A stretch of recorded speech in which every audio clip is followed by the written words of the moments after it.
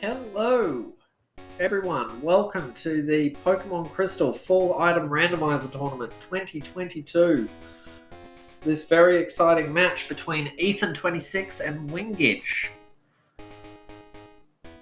And we should be getting underway any second now. First and foremost, I just want to say thank you very much for having me on commentary. I'm Bad News Nate. And I am St. Kilda fan. It is a great pleasure to have you all with us for another exciting matchup in this tournament. We are just about ready to get started, as Kilda mentioned before, and I'm going to go double check with the runners, and let's get this started. So for anyone here who has never seen Pokemon Crystal Full Item Randomizer, the object of this race is to get to Mount Silver and defeat Red. In order to do that, the runners are going to need to collect all 16 badges. They're going to need a means of accessing Kanto, either the Squirt Bottle and the SS Ticket or the Pass. And they are going to need all three parts of the Pokegear. That's the Pokegear, the Radio Card, and the Expansion Card, in order to wake the Snorlax and gain access to West Kanto. You also need to have Cut to get access to West Kanto. Everything else is technically optional, but it is highly likely that the runners will require Surf, which unlocks a lot of checks in the game, and Strength, which unlocks a lot of checks.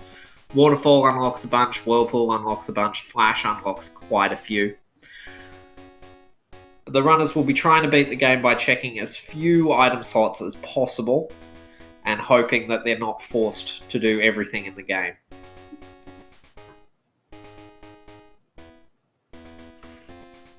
And I see that our race is underway now, so we should see the runners kick off any second. And we wish them both good luck. Definitely wish both of our runners good luck. And again, the winner of this matchup will face Zan in the next round.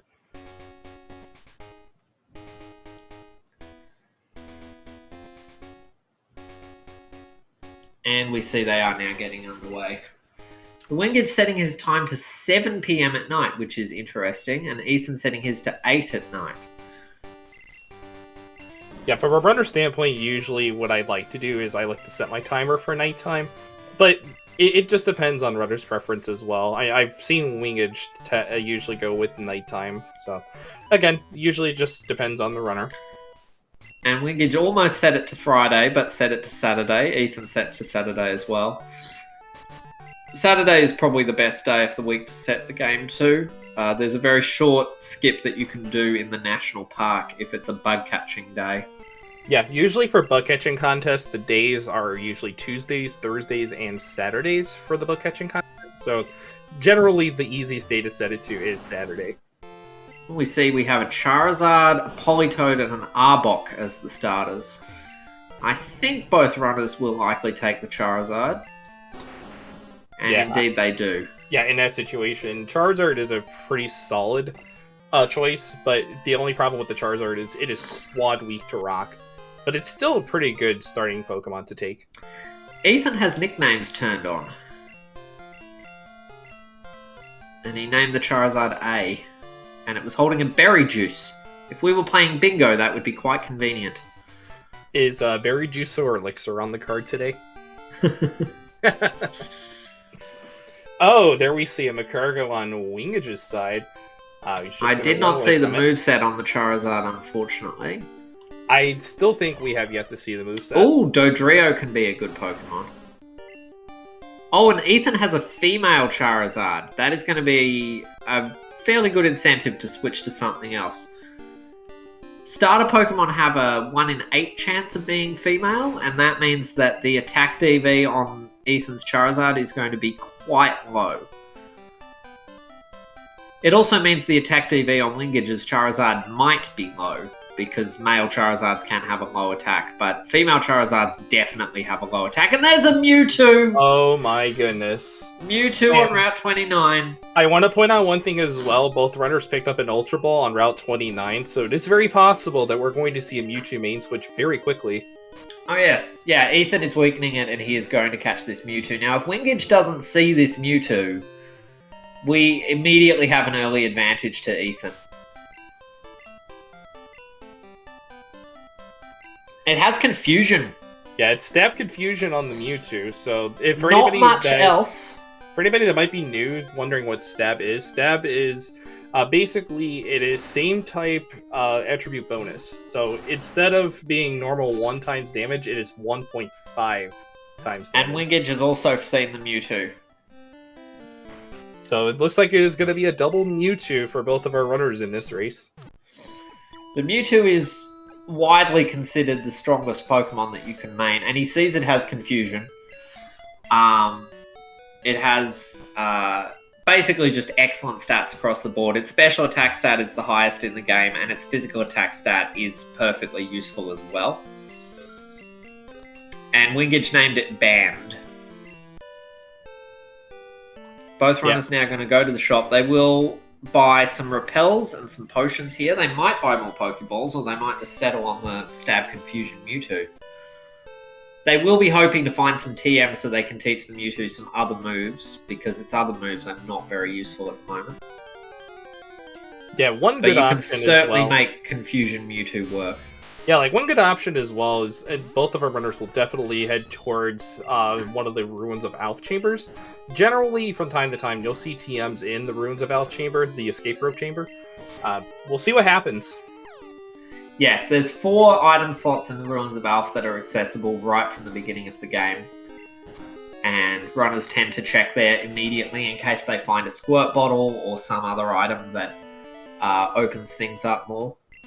Or Ethan finds the experience share on the hidden slot. Both runners picking up the experience share on the hidden slot. I think this must be something they've agreed to do, because, to be clear, the hidden item slots are not part of the randomization in this tournament.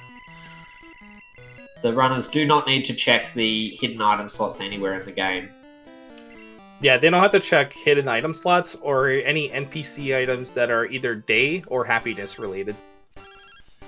Yes, they only need the visible ground items and the items that you get from NPCs, including fighting the gym leaders and so forth. Which is still a lot of item checks in the game that you have to get through as efficiently as you can. But of course, the hidden item slots can still contain useful healing items or items that you can sell at the beginning of the game to get a bit more money, which is quite important at the very beginning to have money. Later in the run, money tends not to be an issue, as Ethan is attempting to catch this Yanma, probably just to teach it. Oh, the Yanma has Headbutt. Yes, it does. It does have Headbutt. So Headbutt and counter Pokemon are usually level 10, so that's pretty huge for Ethan early on. Yeah, Headbutt gives you the option of encountering a level 10 Pokemon from a Headbutt tree. Although, with a Mewtwo, I would not be mucking about with trying to find a different main. Like, you can lose a lot of time to main hunting at the beginning of a run. And we see that wingidge fighting a Chansey here on the first trainer. Yeah, Chansey. He's having a little trouble. Yeah, he's having a little trouble taking it out with Hyper Fang, which is not super accurate. Chansey's special defense and HP stats are massive, but its physical defense is incredibly bad. So if you have a physical move, you use the physical move and the Chansey. And the Chansey explodes! Oh, no, that's actually pretty bad for Ethan, because that misses on his chance of getting all that experience from the Chansey, which is unfortunate. Yes, his Mewtwo would have probably... I didn't see how much XP wingidge got, but his Mewtwo would have probably leveled up twice if it had knocked out that Chansey. That is such valuable experience at the very early game on a Pokemon you would be intending to main for the entire game, if you possibly could. Very unlucky. Yeah, his wingidge's Mewtwo is at level 7, so he missed out on 3 levels because that Chansey exploded, which is pure bad luck. And indeed, Ethan's now got the Charizard in his lead because the Mewtwo has fainted. And we see the protein in the Dark Cave. So items that are in the dark are never part of the logic of progression. The game will randomize the items, but never in such a way that it forces you to go into dark areas unless you have Flash. However, runners can navigate dark areas without Flash, both from just knowing the layout of the game and also having access to maps on their tracker software.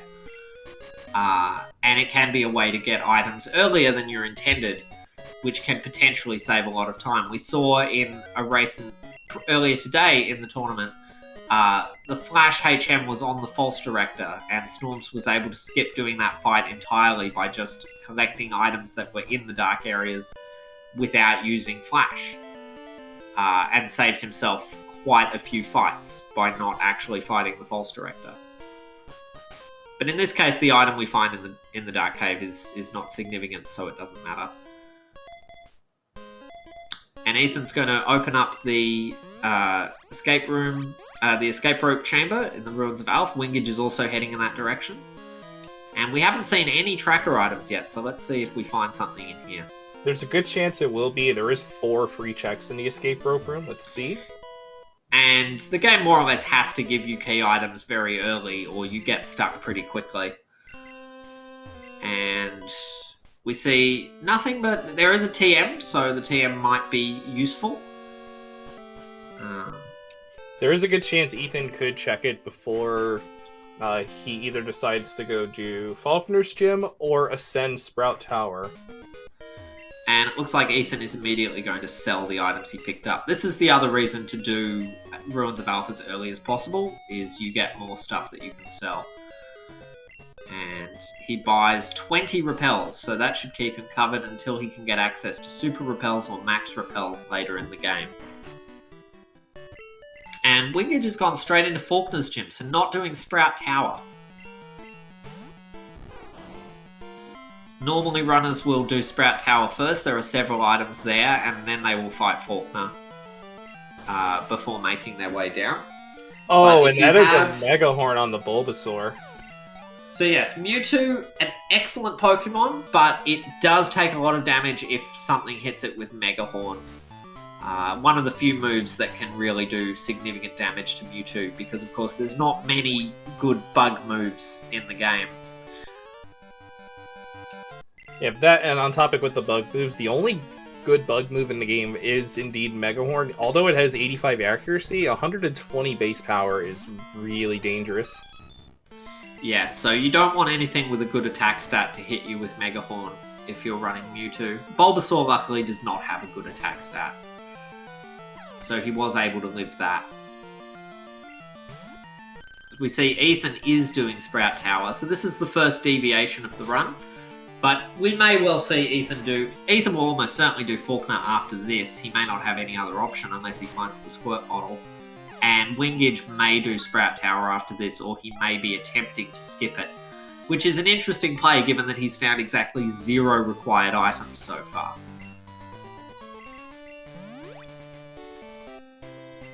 And we see another Mewtwo in the Sprout Tower on another trainer as well. So Ethan now hitting level 7, which he would have hit if he had knocked out that Chansey on the previous fight. And yes, both runners are running a Mewtwo, and the Mewtwo's have Confusion. So it will be interesting to see if both runners keep these Mewtwo's throughout the entire run, or if they decide to switch later on. It was not a starter, they both encountered it on Route 29, and luckily they had both picked up an Ultra Ball at that point. Normally you do not have Pokeballs until you exit Route 29, meaning you don't normally catch Pokemon on that route. But in this case, everything lined up to give both the runners a Mewtwo. Wingidge encountered the Mewtwo on the final tile of grass on that route. So, very luckily not missing out on a potentially excellent main. We see a Ho-Oh now in the Sprout Tower as well.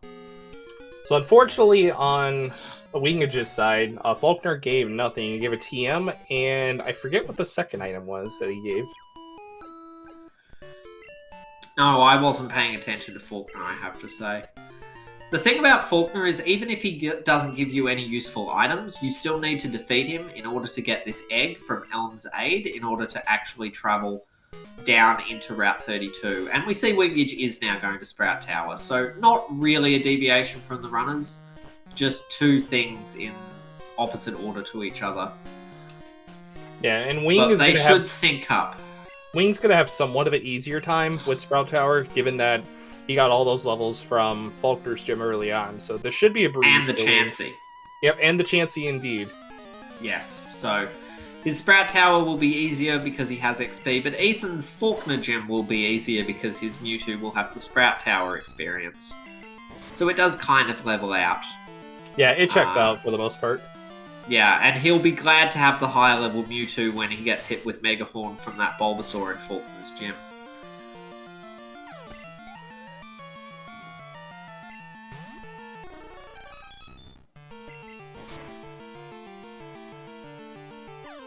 But not too much to say at this point. Runner's just getting through these required fights to get access to these items. I haven't seen a single tracker item yet, which is quite unusual at this point. And we're learning Takedown on the Mewtwo. The one thing also to keep in mind with Mewtwo is that it learns a move every 11 levels. Yes. So different Pokemon learn moves at different levels, and it slightly influences the benefits of running certain Pokemon as mains. If you catch a Pokemon with a bad moveset, but you know when it's going to learn its next level up move, you can factor that in. I do not ever factor that in because I can never remember what level anything learns moves. But it does mean that certain Pokemon like Arcanine that are stone evolutions do not learn any level up moves. Yeah, there are that is multiple something to keep in mind. stone evos in this game. There's, again, as you mentioned, Arcanine from Growlithe, there's Staryu Starmie, Weepin' Bell, Victory Bell. There's a lot of stone evolutions. Yeah, Cloyster is another one. And Wingidge now making their way to the final Elder fight in Sprout Tower.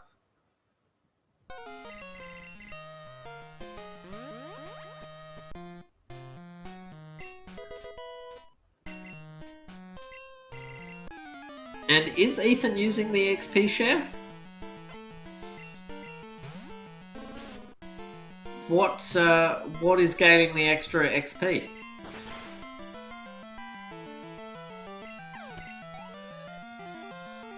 Or is the Mewtwo holding the XP share?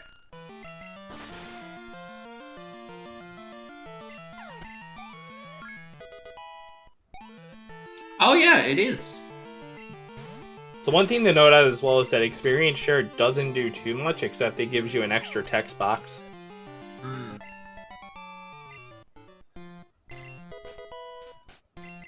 Perhaps he thinks that Wingidge didn't find the Mewtwo and is trying to offset his advantage to make the race more interesting. And yes, nothing on Faulkner. So Wingidge now making his way into Route 32. So a very, very slight lead. Probably based on that, benefiting that XP from knocking out that Chansey rather than anything else between the two runners, as they've all done the same things. Yeah, it's still early, but that XP is pretty big for that Mewtwo. It definitely helps you get through this early section much more consistently. And we have a Rising Badge.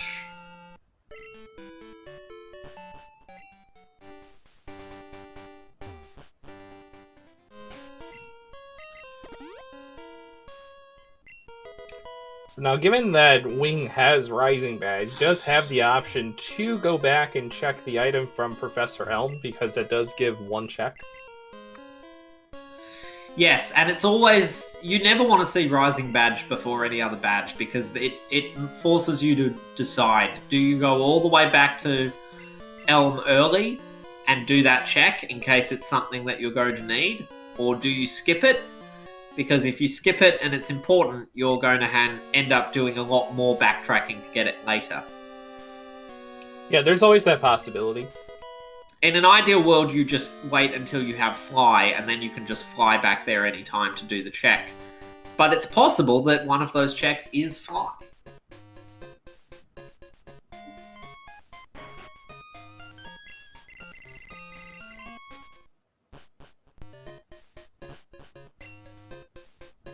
Alright, so it looks like Wing is going to take on the Rockets at Slowpoke Well. Ethan not too far behind. So yes, an option that runners have when they get to Azalea is to skip Azalea and go straight through Ilex Forest into Goldenrod for additional checks. This is something that you might do if you already have Fly, for example, and you can come back to Azalea quickly. But in this situation where the runners do not have anything other than Rising Badge, it does not make any sense. And because you have a main that you're intending to probably keep for the whole run, rather than trying to main switch early, you just want to get that experience on it as quickly as you can. So there's way more benefit than cost to doing this Slowpoke Well section at this time. Yeah, given the checks that both of our runners have done early on, it is safe to say that this is definitely something that should be done to get levels for your main, especially when you're going to have to go to Goldenrod later on and fight more trainers. Yeah, if you had a main that was not particularly good and you already had the pass, or you might try and jet to Goldenrod in the hopes of finding the pass so that you can go to Kanto and get a higher level main, then that would be a reason to potentially skip Azalea, but this situation is the exact opposite of that. So we just got a chance to look at the TMs that Ethan was holding, and one of them was Belly Drum. Now, Belly Drum is a very interesting TM, as we see Wing pick up Red Scale there.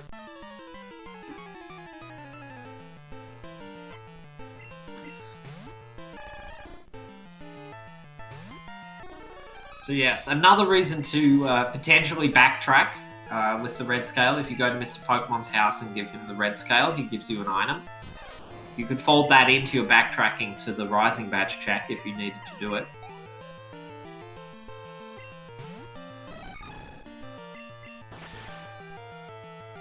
And that Heracross is no match for a critical hit Confusion from the level 15 Mewtwo.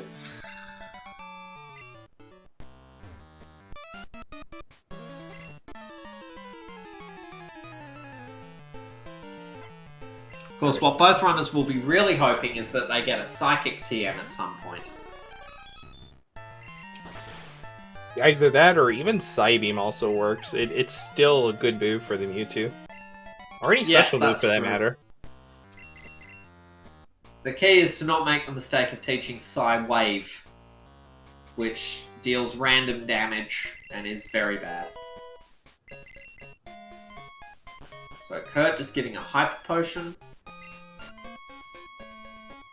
Wingidge checking their TMs. Bone Club is also not a terrible move. Yeah, Bone Club is solid. It also has the chance to flinch as well. Yeah, and ground coverage is very useful. Especially for like rock types that can be hard to hit, like this Steelix. Yeah, Steelix with 200 base defense is a tank when it comes to physical defense.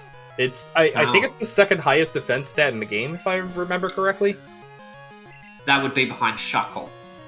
Yeah, Shuckle has the highest overall defense in the game. Yeah. Yeah, so I didn't realize, but you see there, Steelix actually resisting Confusion, so not taking that much damage from it. Why? And he's got another Steelix. The joy of randos. You think you've seen it all. Oh, and it has Earthquake. Ooh, that's actually a really dangerous move with that Steelix. So yes, this is a perfect example of why Bone Club would have been very useful on the Mewtwo. It also would have been super effective against this Arbok. But Arbok is weak to psychic moves, and it gets confused and knocks itself out. So Wingidge saving a little bit of time there. Ethan now about to start the rival fight as well. So really runners both neck and neck here.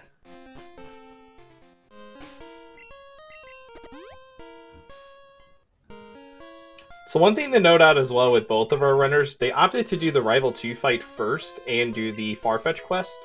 That given because they can knock out the Charcoal check all at once, and then in addition to fighting Bugsy, they can finish off the remaining checks in Ilex after that.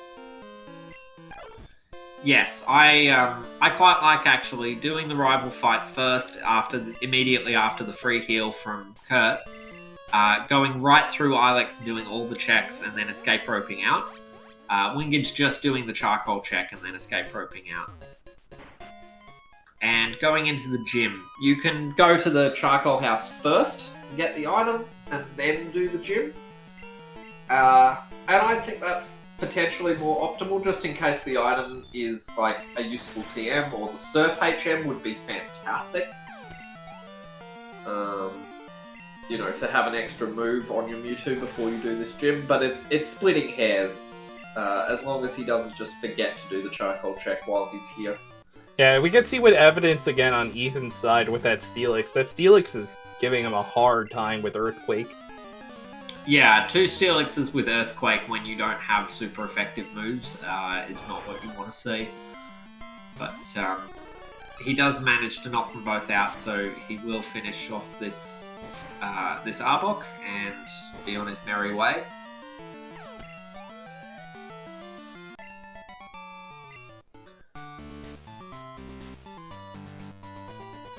That's true. If Bugsy happens to have the Surf HM, then doing it after the rival fight is definitely irritating. Because Surf would have taken care of those Steelixes very quickly. Yeah, Surf more than likely would have one-shot the Steelix, considering how low its special defense is. And how high Mewtwo's special attack is.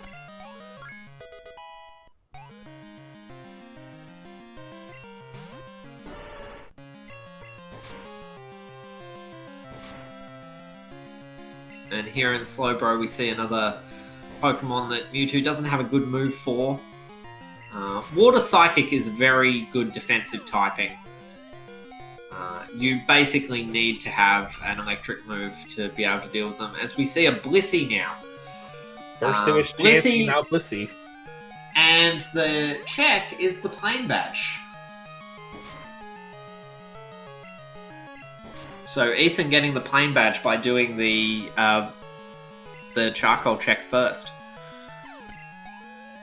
And that boosts the power of normal type moves, and I think boosts the power of all physical moves. And just the item finder and the fog badge on Bugsy. So I'm going to say it now, ladies and gentlemen. Azalea Town is absolutely stacked. Yeah, having both Plain Badge and Fog Badge on Charcoal Check and Bugsy, respectively. Yeah, and wingidge might be a little annoyed they didn't grab that Plain Badge first, but it really didn't make a difference. Bugsy didn't put up much of a fight. Wingidge now going to go to the shop here, sell a few of the items they picked up. Did he just sell ethers? He's got nuggets, he doesn't need to sell ethers. Yeah, generally in a situation where you just need PP healing items, usually most runners will go with Elixir, so that's why Wingidge sold his ethers.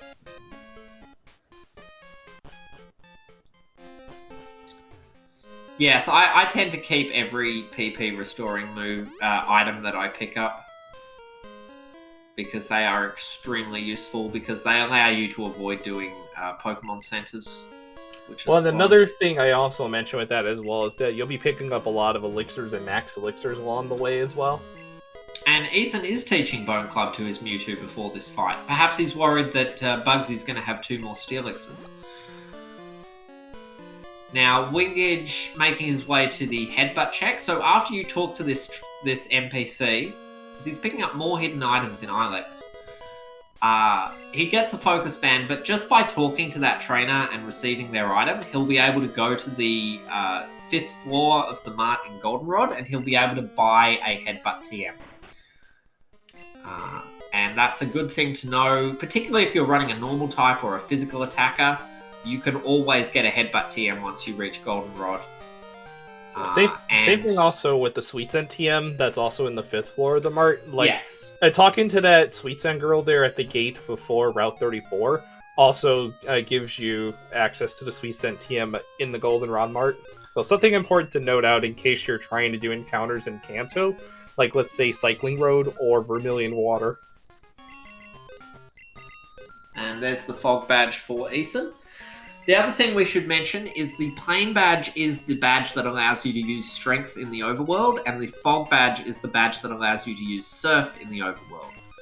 So now, as soon as each runner finds HMO 3 for Surf and HMO 4 for Strength, they will be able to use those moves in the Overworld and gain access to a large number of additional areas. The Storm Badge is the badge that allows you to use Fly, so that's also rated very, very highly. The Hive badge allows you to use Cut, the Zephyr badge allows you to use Flash, the Glacier badge allows you to use Whirlpool, and the Rising badge allows you to use Waterfall. And the Mineral badge just sits there in your collection and looks shiny and nice. And we see Wingidge does buy a Headbutt TM and a Sweet Scent TM. He also talks to the trainer who trades an Abra, and we see that he's trading for a Vaporeon. And that could be potentially interesting, because if you trade Pokemon with that guy, you get a Pokemon that will level up with additional XP, because trade Pokemon level up faster. And a Vaporeon, particularly once you find your Surf HM, that's leveling up at that rate, can be a very solid main. So if Wingidge happens to run into an Abra, he can trade it for a Vaporeon and potentially use that. And if he finds the Abra at a very high level, if the Lugia or the Snorlax, for example, happen to be an Abra, then you're off to the races. Now, Ethan does the bicycle shop check, and he saves before doing it, so that he can warp straight back to the center of Goldenrod like he just did. This also means that he won't get a phone call after talking to the bicycle shop guy, which saves a bit of time. And I think Wingidge saved before doing this as well. So we see that... oh no, he's taking it. He's taking the amulet coin. He may not have actually scummed that check. So one thing I want to mention as well, while we're on topic with Wingidge here, is that while Wing was in the Goldenrod department store... HMO3. HMO3 in the quiz in the radio tower. So Ethan now has access to Surf. His Mewtwo has now got a much better move than Takedown. Wingidge is about to find this as well. And they'll now have access to a number of additional checks.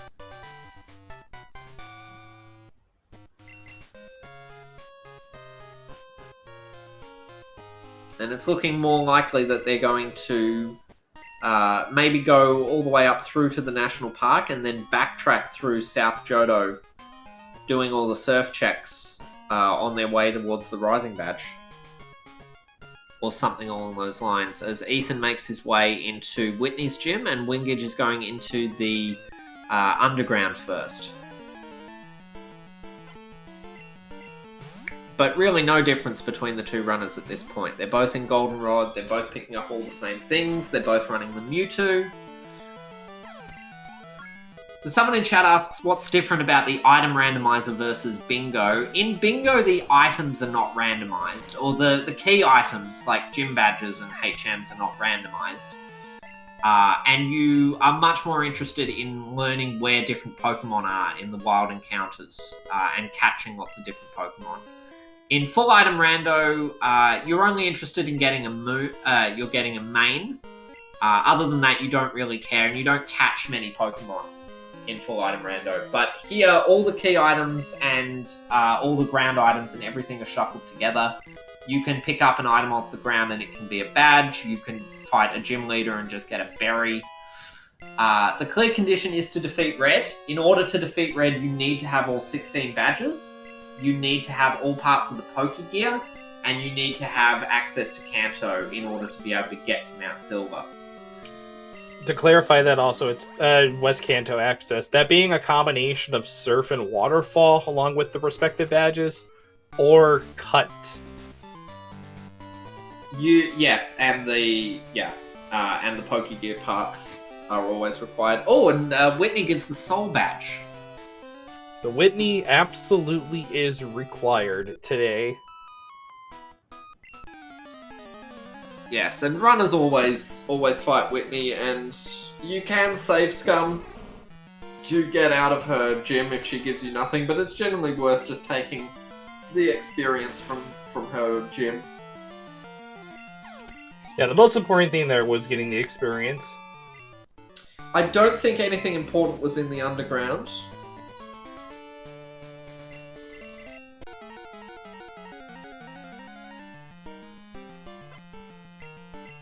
So even though now it looks like Ethan has a slight lead because they've already got that Soul Badge, they're doing the checks in the Goldenrod Mart that Wingidge has already done.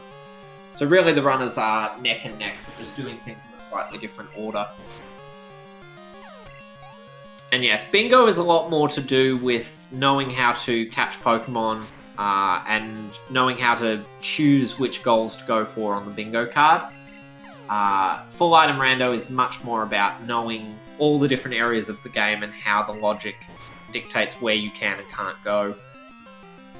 And a lot more emphasis on movement and navigation in the overworld.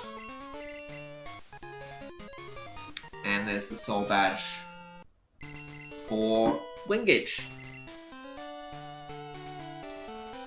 Oh, he's got a Sacred Fire TM. That can be a powerful special attack for the Mewtwo. Okay, that may be what he picked up in the basement. Sacred Fire does not have very high PP, and I don't think it's very accurate. Also, wingidge did not pick up the Kenya. I think it's 95 accuracy for Sacred Fire. Also, looks like, yeah, Wing did not pick up the Kenya. So probably because he was intending to box heal here. Yeah, that's always a smart idea. So here we will probably see wingidge demonstrate the benefits of setting your game to Saturday, or maybe he's just going to go and just take the time loss with the move. Oh yeah, okay. So yeah, he is going to start the bug catching. And then he's going to pick up 2 ground items that are here in the national park. And then quit out of bug catching and instantly walk back to the end of the bug catching area, which means he doesn't have to do this movement he's doing now in reverse to get back out. But you need to set your clock to Saturday, Tuesday, or Thursday to be able to do this. Oh, and then he just soft resets. Yeah, the reason being for that was because if Wing was to find a useful key item there in National Park while the bug catching contest was going on, then he would quit out of there. By saving before the bug catching contest, he was able to just soft reset and get out of there quicker. And someone in chat asks if there is a Discord. There is a Pokemon Crystal, I think it's still called Pokemon Crystal Cinco Bingo Discord server, but it is a Discord server where all the runners are. I don't know if anyone can post a link to it here in the chat. But there is a Discord server which can answer all your questions about learning how to do these runs and the bingo runs and the other crystal categories that involve more items and things. And there are a lot of people in that server who do races with one another on a pretty much daily basis. And yes, there is a link to the Discord server there. As it looks like wingidge is going to make their way back now. One question we'll ask ourselves, will wingidge tackle the soft sand girls, as we see the Kenya as a Cyndaquil? The soft sand girls is 3 fights for 1 item. And again, wingidge grabbing more hidden items. These aren't required, but interesting to see where they are. And yes, wingidge is going to fight the soft sand girls. So this is a skip that Ethan could very well skip. A lot of runners don't like to fight soft sand girls unless they're forced to, or unless they're much higher level. And again, this is going back also to when Wing went to the Goldenrod department store. He does have X items to set up for the Mewtwo if needed, so we could potentially see that. But again, Mewtwo has 154 special attack, so we'll see what happens. Yes, the Mewtwo is a little underleveled, but it is a Mewtwo, so it should be able to get through these fights okay. It's more the time loss of just the movement to get down to this area and having to fight 3 trainers for 1 item.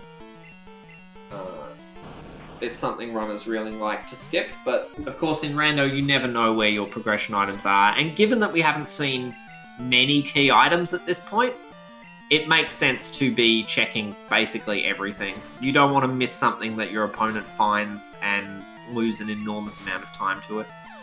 So let's see if Ethan goes this way too. He'll almost certainly check the first item. It's a matter of whether he checks them both. He gets an encounter in the water.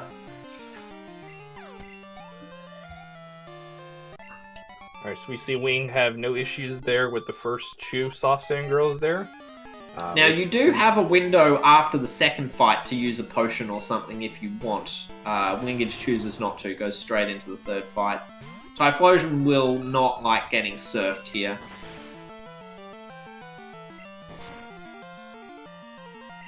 And he just takes a Mega Punch, so he'll be fine. If the Typhlosion had hit him with Mega Horn, then, you know, he might have wished that he had healed. But it's the constant trade-off between doing things like that to make fights safer and, you know, not doing them to save time. No, the Mewtwo was not a starter. It was on Route 29. Both runners encountered it. Wingidge encountered it on the final patch of grass in Route 29, and they both picked up an Ultra Ball on Route 29, so they were both able to actually catch it. Yes, both runners took Charizard as their starter and gave their rival an Arbok.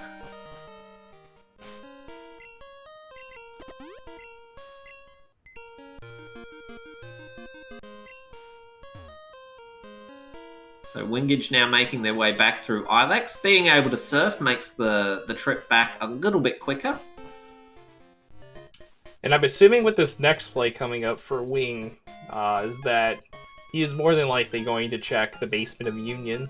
The Basement of Union has 2 checks that you can do there, so it very well could hold a key item there. Yeah, in this situation, that's feels quite possibly going to have something important. I didn't see what was on Soft Sand Girls, so let's pay attention to what Ethan gets after fighting them, as he struggles a bit with this Blastoise that he's battling. Yeah, that Blastoise has Drill Peck, which is a pretty good move to have. Yes, Drill Peck is one of the best physical attacks in the game. And Blastoise is quite a bulky Pokemon.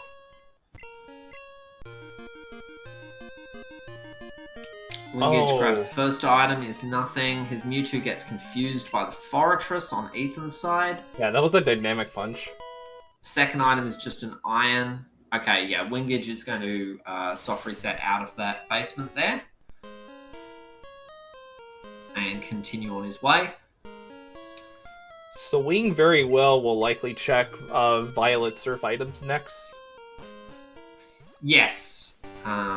That will be the next thing on his agenda for sure. The Mewtwo just learned Sacred Fire on level up. Okay then. So the run immediately after he struggles to knock out a Forretress too. The Mewtwo got confused and then resolved to never let a Forretress do that to it ever again.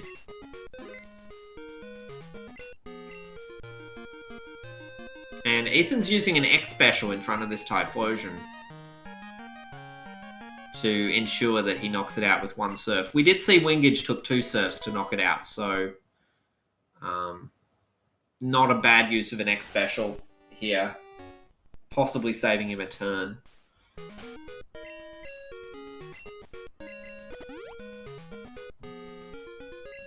A very linear seed here so far, yeah, just a HP up. So if either runner had attempted to skip Soft Sand Girls, they would have saved time by doing so.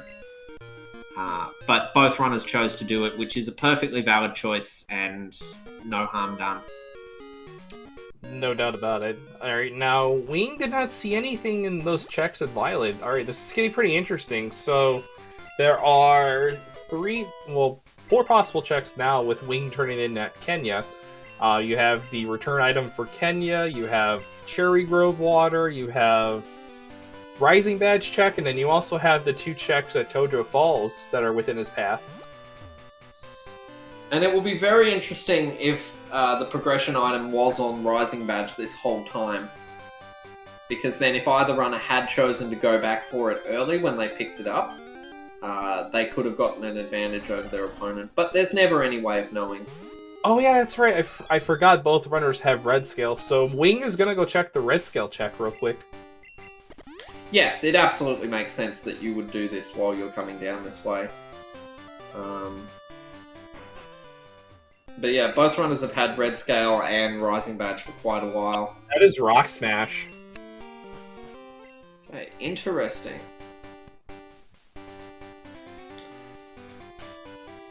So Rock Smash, another item that gives you access to just a couple of checks in a couple of places, but is required if you want to check everywhere in the game.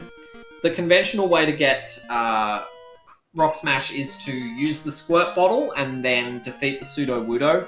Then talk to the NPC next to the Pseudo-Wudo who gives you the Rock Smash TM in vanilla, and then go to Goldenrod Mart and buy the Rock Smash TM. So it's really nice to pick up a Rock Smash TM without needing to do all of that. Alright,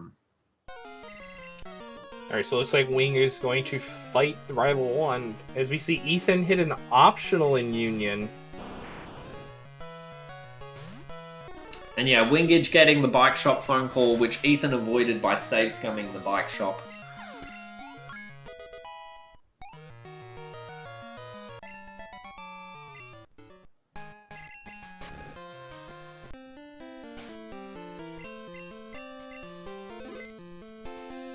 And we finally defeat Rival 1, 43 minutes into the game. Always a good sign.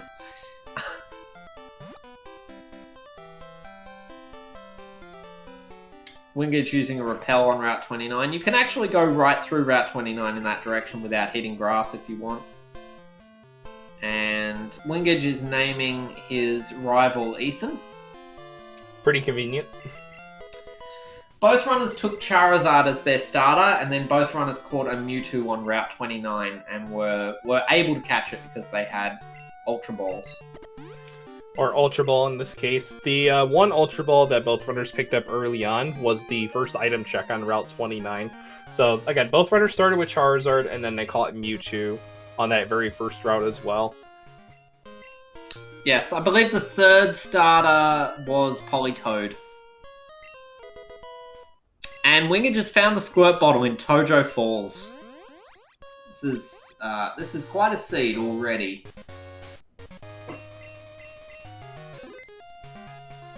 And saves coming this check. That at least gives him access to North Johto now, thanks to the squirt bottle. Yes, so it seems as if this run... Oh, and a rare candy. So rare candies allow you to instantly add one level to your Pokemon. Runners always want to make sure that they are picking up rare candies. Because your bag fills up pretty quickly, you don't collect every item that you check. It's important to make sure there's one slot for rare candies and that you pick up as many of them as you can. Because an extra couple of levels when you fight red at the end of the game can be the difference.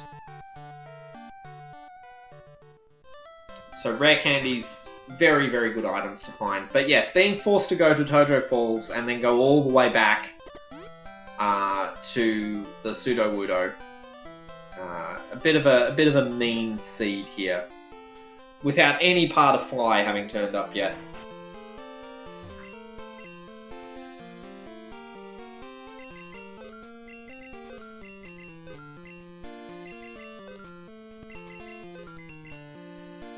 So it looks like Wing is going to do some quick shopping here in Cherry Grove. More than likely, we'll go back and maybe buy some repels later on, because Wing is running low on repels.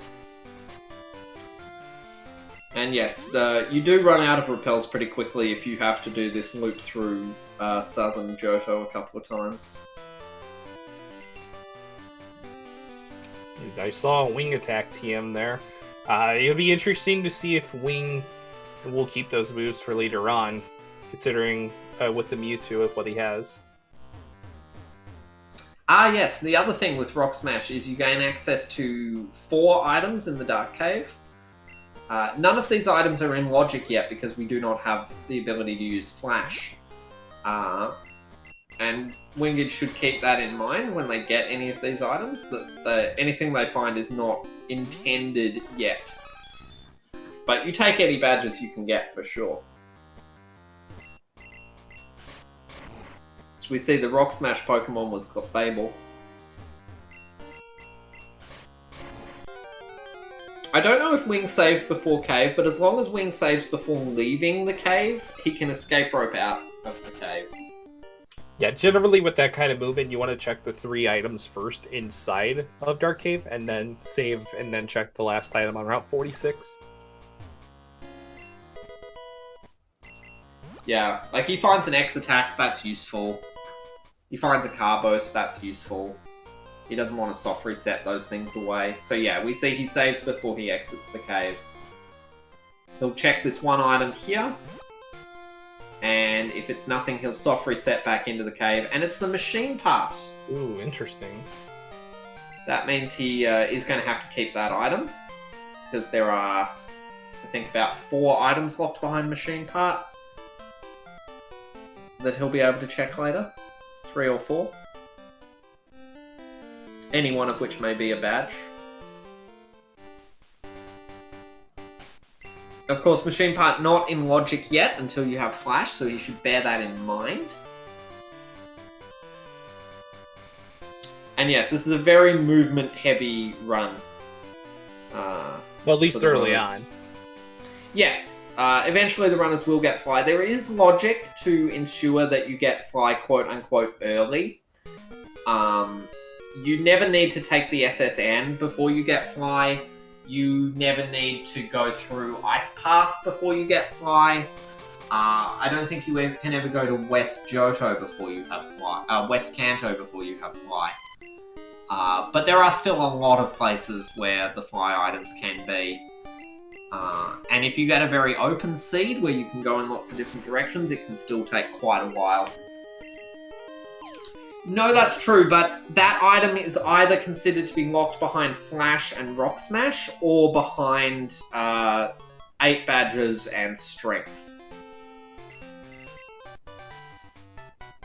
And we get HMO 7 from the Squirt Bottle guy. So you know what that means, with wingidge having both Waterfall and Surf in addition to their respective badges, this puts Mortar in logic.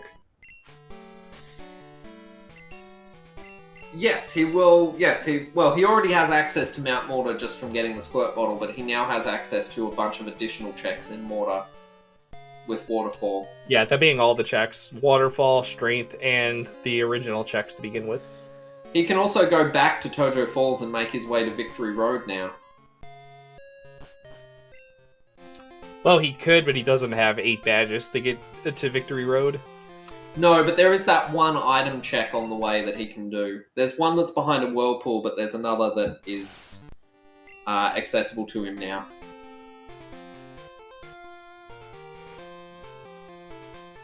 He'll be hoping that that item is not required yet, because it's very out of the way.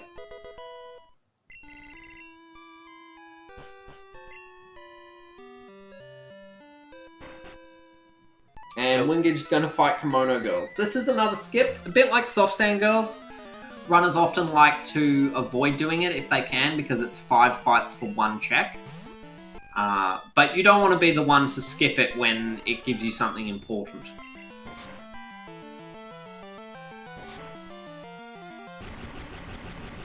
And Wingidge's Mewtwo gets paralyzed by this Porygon 2, which also has Thunder Shock. So 2 moves that can paralyze you. And we see Ethan doing the same save trick here that is not going to pay off because he's about to find the machine part.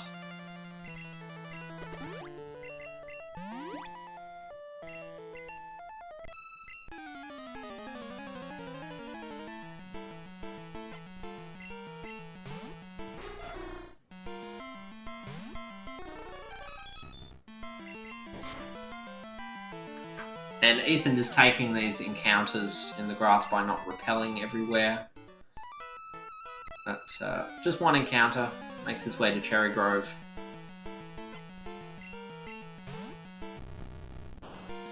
So there's still no meaningful deviation from the runners in terms of their routing. Wingidge just getting through things a little bit faster than Ethan at this point. Both runners really doing the same things in effectively the same order. Yeah, pretty much for the most part, the way this run has started within the first 50+ minutes for both runners, it has been linear. But they have made choices. They've just made the same choices. You know, Rock Smash, Dark Cave in the dark is a choice. Doing Soft Sand Girls is a choice. But both runners, making consistent choices. So neither gaining any tactical advantage over the other one as yet.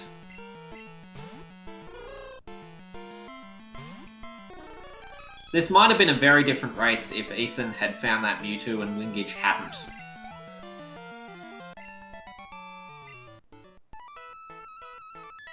And we'll see if Kimono Girls gives us anything. It's HMO6.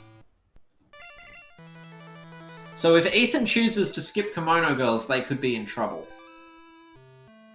Now you can't use Whirlpool in the overworld until you find the Glacier Badge, which could still be almost anywhere. But it's a very likely useful find. Yes, Snoms is referring to their race earlier today in which Whirlpool was entirely unneeded with no useful items behind it. So it can happen that Whirlpool is not required, but it can also be required if there's any key items in Whirl Islands or Dragon's Den, then you want to have Whirlpool. Wingidge now making their way to the Rival 3 fight in the Burn Tower. We'll be coming up on the roamers very soon, so we should ask chat, what are your predictions for the roamers? Oh, and Ethan did not do, as he finds a dig TM, which is a really good TM to find. Ethan did not do Kimono Girls, instead going straight to Mount Mortar. And looks like he's going straight for the basement checks in Mount Mortar. As we see, his stream is stuttering a little bit. But yeah, he's gone into the basement of Mount Mortar and he's going to check these surf-locked items here. There are, I think, 5 items in this cave. And one of them is the Volcano Badge.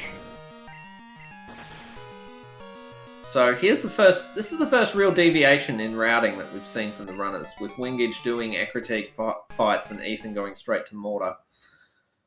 But I'm confident wingidge will check this cave in Mount Mortar sooner or later, so we don't need to worry about him not finding the Volcano Badge.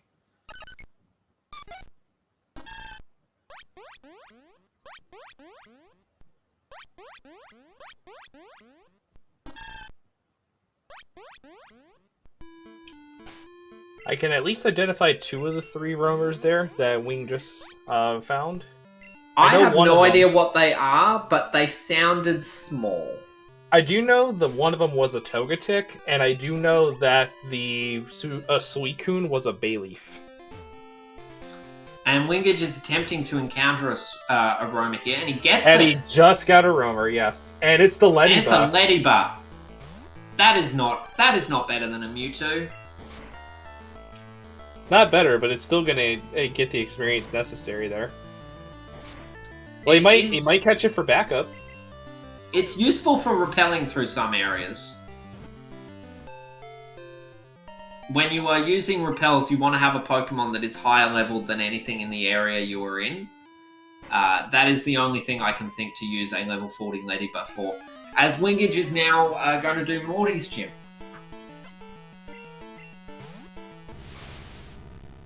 But yeah, Ledian, completely unrunnable Pokemon. Just terrible stats. Terrible typing. And yes, Ethan doing the waterfall checks here. Finds the SS ticket. So there's our Kanto access, at least.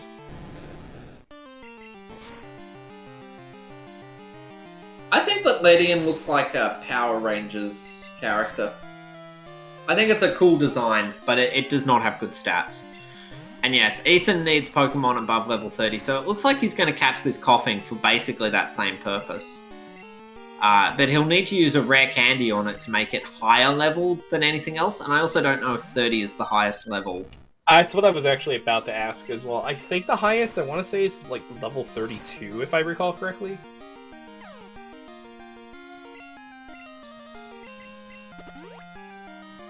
But yes, wingidge may have recognised that having that waterfall access to this area they needed to do to catch a roamer first, to repel through that area, which is very smart. Yeah, it's a great idea. Just choosing to fight Morty as well while they're here, so that it's out of the way.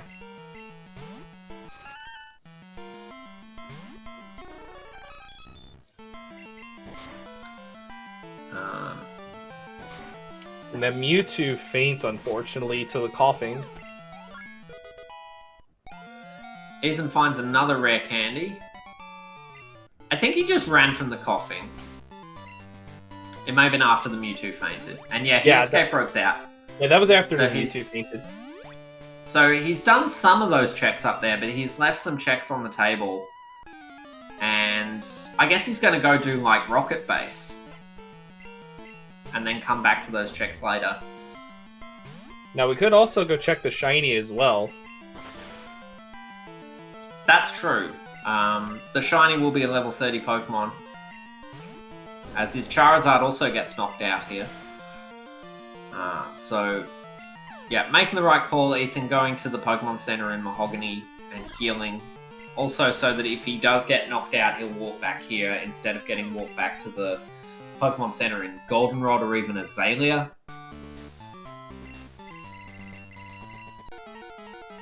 And we will now find out whether or not Morty is potentially a scam. Also, Morty with a Haunter as his lead. We did not add Waterfall for Ethan's tracker. Thank you very much.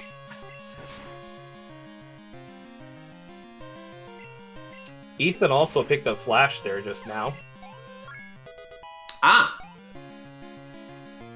So Flash was just the ground item before the Lake of Rage.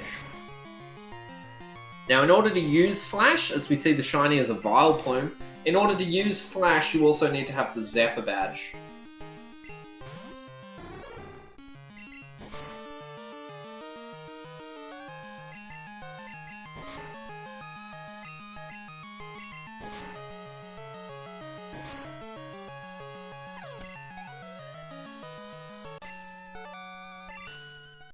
And Morty gives us an X Special and a TM. The other thing about defeating Morty is it gives you access to Tin Tower, but access to Tin Tower can also be achieved by defeating the rockets in Radio Tower, and in any case you need to have the Clear Bell and the Rainbow Wing to get in there too. Ethan hits an optional on the Lake of Rage. That's an annoying trainer to hit. That's his second optional so far. Especially because you can surf across the grass, the water above him, and, you know, not have to even bypass him at all. Although there is a grass patch you can walk around him on. As Wingidge gets the Volcano badge. And we will see Wingidge now go through this area and then pick up the waterfall locked items in Mount Mortar that Ethan bypassed.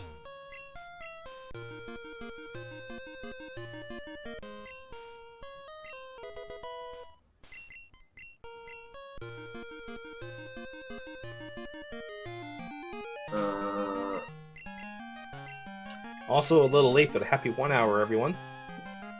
Oh yeah, that trainer Ethan just fought is like only on the way to the cut lock checks, which Ethan doesn't have, so Ethan didn't need to be going that way at all.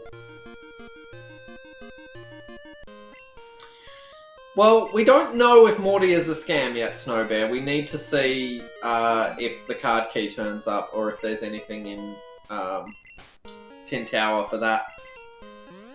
Morty is provisionally a scam so far.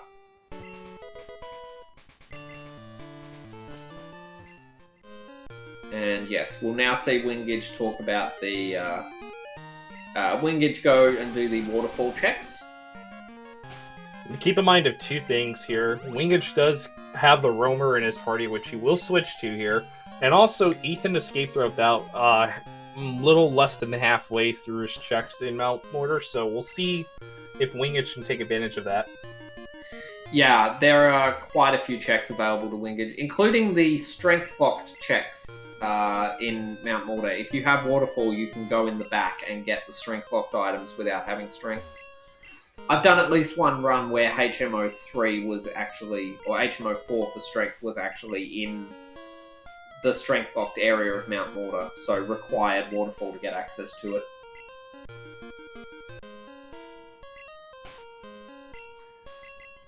And And yeah, Wingidge has already done the checks that Ethan did, so everything else Wingidge finds here is still there to be found for Ethan.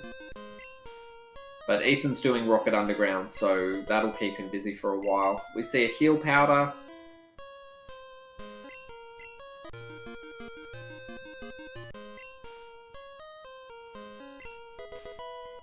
We see a HP up. These are the times where us trackers have to be really on our ball, because Wingidge is getting a lot of checks in one area, Ethan's going to do a bunch of checks in a different area. When the runners are synced up, it's a lot easier for us. As his Mewtwo gets frozen, Porygon 2 proving to be the bane of this Mewtwo's run so far. Another thing as well with that freeze is that Ethan could have used Sacred Fire to defrost, so keep in mind with two specific fire moves there, that Flame Wheel and Sacred Fire can instantly defrost you. And Wingidge picked up the Secret Potion. That is going to be very useful because it will allow him to do all of the checks in Lighthouse, or rather to do the to actually fight Jasmine and get her 2 checks. Basically, it means he'll only need to visit the Lighthouse once instead of twice, as we see Zephyr Badge on Ethan's screen. So that puts Flash in logic for Ethan, and it also puts the machine part in logic for Ethan. Yeah, considering that Ethan also has Kanto access, that is definitely one of the checks that he'll probably do later. Yes, however, for both runners, as we see the card key as well, so I'm going to say it, Rocket Underground is absolutely stacked. For both runners, it is not possible to get Fly by taking the SSN. So if your Kanto access is just the SSN, then the parts of Fly are not in Kanto. If the runners find the pass anywhere, then that will change, and the Fly and the elements of Fly could be in Kanto. But at the moment, the runners should not go to Kanto until they find Fly. They should do as many checks in Johto as they can first. And they do have plenty of checks still available to them each. As Wingidge's egg is hatching, he never deposited it.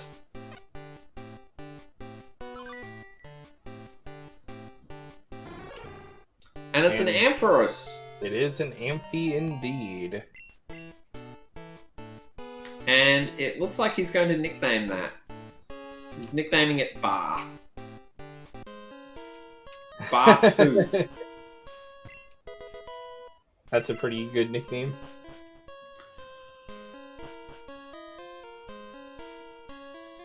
We'll point out that nicknaming the egg is RNG manipulation and not, in fact, just a complete waste of time.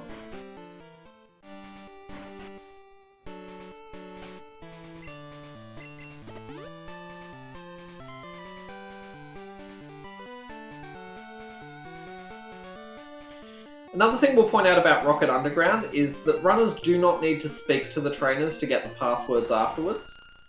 The ROM has been modified so that you just need to fight both trainers, but not actually talk to them. You do, however, need to talk to the Murkrow to get the Hail Giovanni password. So Ethan is not making a mistake by not talking to that guy again.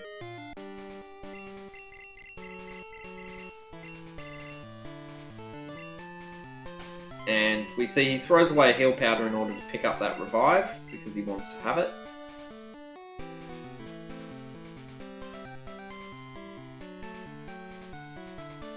And Wingidge here finding the Flash HM as well.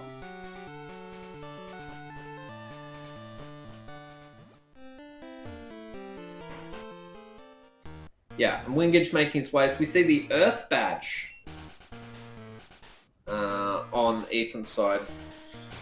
So, Mahogany definitely required.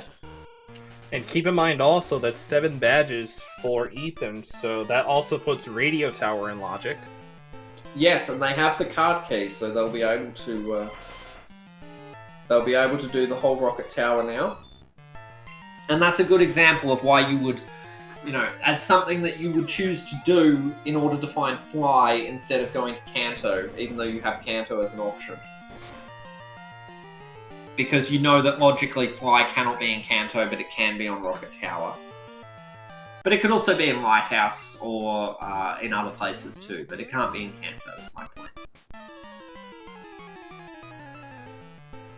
And the best part about having that Secret Potion early for Wingidge is that he does not have to double dip in the Lighthouse. Because normally, if you don't have Secret Potion when entering Lighthouse, then you have to go back once you obtain it. Yes, runners will do Lighthouse without Secret Potion. They'll often do it and then hope that they never find the Secret Potion and that Jasmine's checks are just useless. But it is always the best thing to find the Secret Potion early and then just be able to do it all in one go and not have to worry about it. Oh, and Ethan's egg also hatching. I'm going to say the runners maybe agreed to this at the beginning of the run. As a meme, because neither of them depositing the egg seems a little unusual. They both had opportunities where they were box healing, where they could have stored it. And we see the Glacier Badge as well, so yes, I will agree now with chat. Rocket Underground is absolutely stacked. Yeah, you got Earth Badge, Glacier Badge. Wow, there's a lot down here in Rocket Hideout.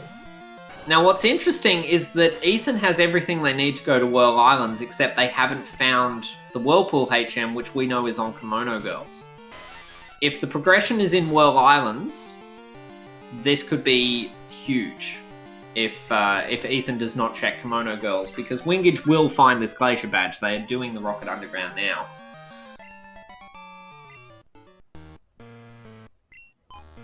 And he's about to pick up the Zephyr Badge. So yes, Wingidge will be able to go to Whirl Islands after this.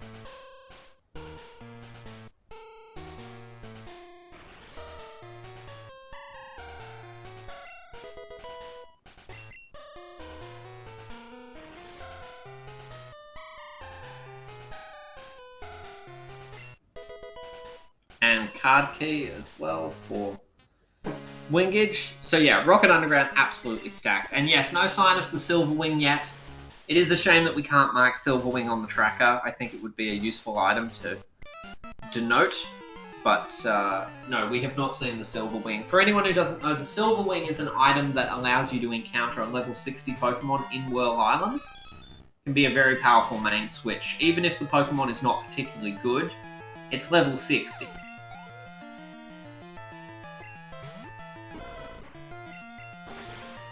Ethan gonna knock out the electrodes here.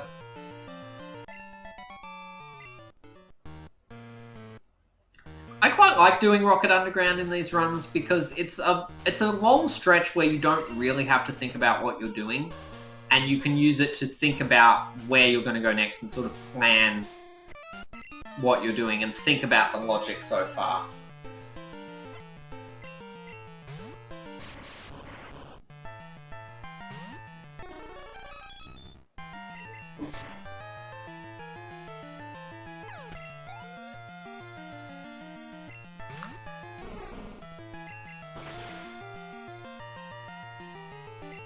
And Cascade Badge. So, no ERC skip for us today. ERC skip is a strategy where you collect most of the items in Underground, but you skip doing the final couple of fights and the electrodes in order to try and save time. And that means you bypass a few of the checks at the end, but you hope that they're not useful. But here we see one of the checks that you would be skipping is the Cascade Badge, which is absolutely required. So this strategy is not recommended today.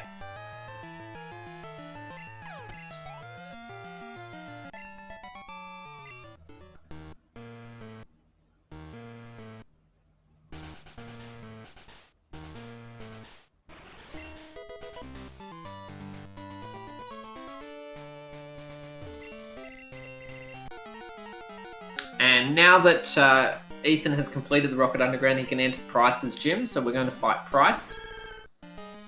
And we will find out, ladies and gentlemen, is the price right? Earth Badge for Wingidge. And we'll just say for Ethan, come on down.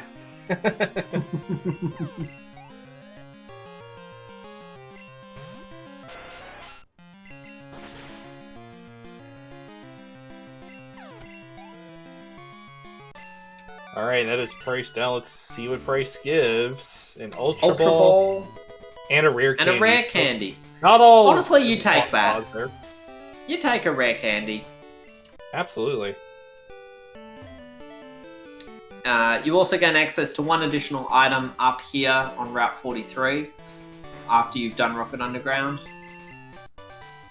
And it's a TM. So normally that check is TM36, which contains Sludge Bomb, but it is TM22 today, which is Heal Bell. Which is a move that Mewtwo already knew when we caught it. And oh, Ethan hitting this optional trainer as well. Another optional for Ethan. This again is one of the reasons why not finding Fly early can be very frustrating. Because this, like, a lot of the time after you do this check, you will then fly away from it.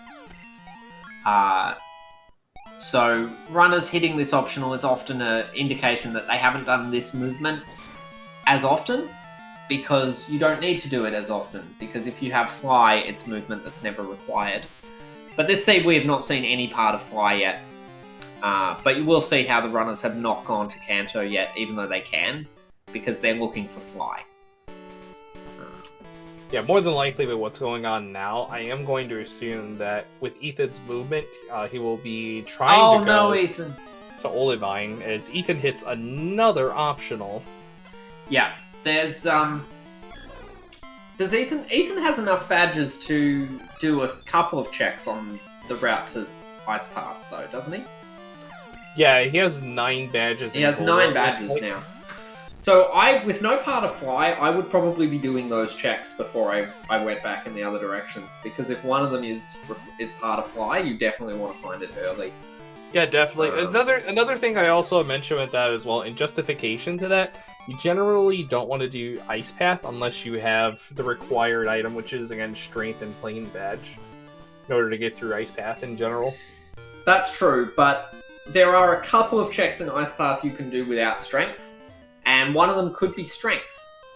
And if one of them is the Storm Badge or HMO2, like, it's a risk, but when you're in this situation, you've done a lot of checks and you haven't seen any part of Fly, and it's looking quite possible that Fly can't be in Kanto, you would be getting very thorough with your Johto checks.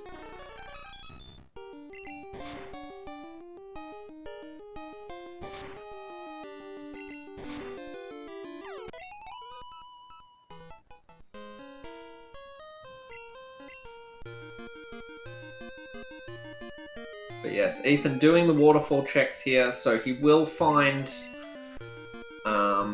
the secret potion, which I think is the only thing in here. Yeah, it was only secret potion. Yeah. The other thing is missing. Yeah, HMO6 is on Kimono Girls. Secret potion is in here, and those are the only checks he's missing that wingidge has. Wingidge about to pick up Cascade.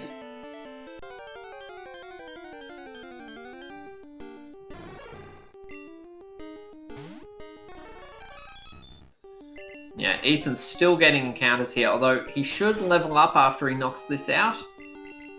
Gets a critical feint attack, which nearly kills him, but not quite. His Mewtwo at level 32 now will not get any more encounters.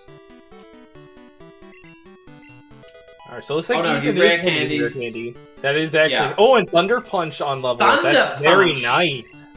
That is fantastic. Okay, and he's rare candying again. Now, I know the reason why he's doing this, apart from just not getting encounters.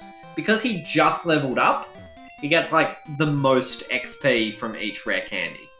If you use a rare candy when you're, like, 50 XP points away from leveling up anyway, it's sort of a waste of a candy.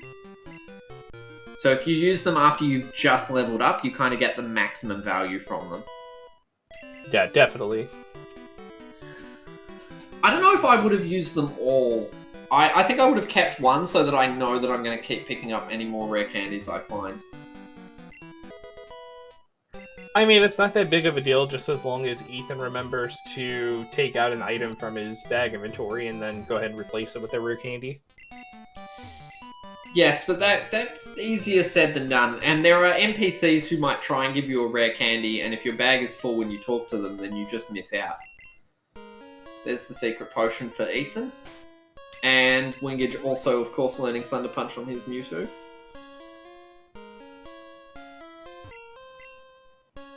So yeah, I think with the Thunder Punch level up move, I think it's safe to say that both of our runners are going to commit to the Mewtwo for the remainder of this game. Yes, I think that was always very, very likely.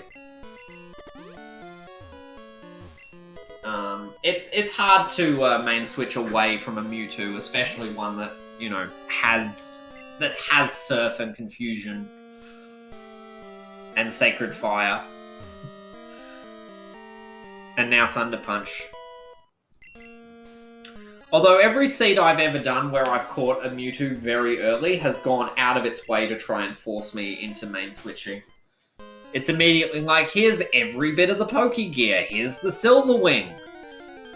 It's like, here's a seed where you have to fight all the Kanto gym leaders as early as possible. Just desperately begging me to main switch to something higher leveled, and I don't want to because I have a Mewtwo.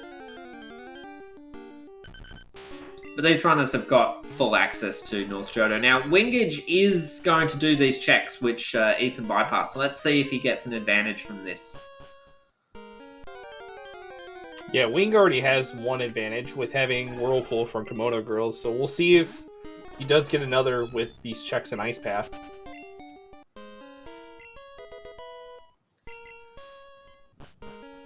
Yes, and if one of them is HMO4, they'll immediately be able to do the rest of North Johto. Although also, Fly cannot be beyond this point. So, it seems more and more likely that the parts of Fly are probably in Olivine in the Lighthouse.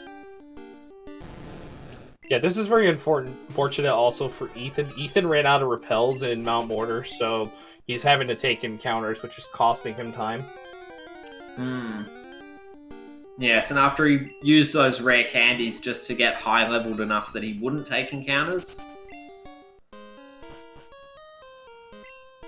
But yes, item management, particularly to do with repels, is a big part of these runs.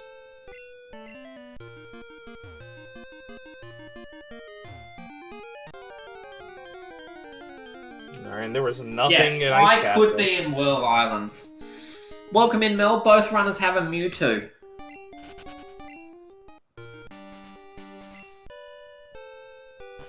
The HMO6 is on the Kimono Girls. Wingidge has found it, Ethan has not. It looks like Ethan is skipping it. Ethan's not fighting Kimonos, is going straight onto Olivine. Yeah, it looks like both of our runners are going to make a beeline towards Olivine. But with Wingidge having the advantage of Whirlpool in addition with the Glacier Badge, that's going to be huge. Or Well, wait a minute. We say that. It's possible that Whirlpool is bait. But Yeah, it definitely could be. Yeah, I would certainly rather be in Wingidge's position than Ethan's. And yes, audio should be on Wingidge.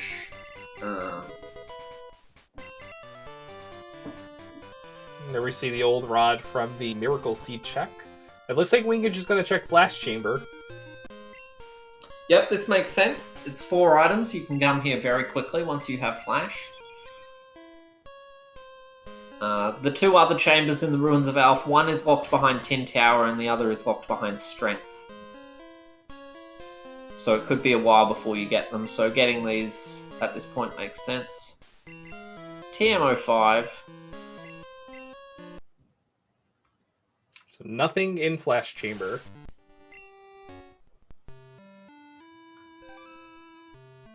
I think Ethan tried to pick up an item from that trainer and wasn't able to because their bag was full and missed out on it.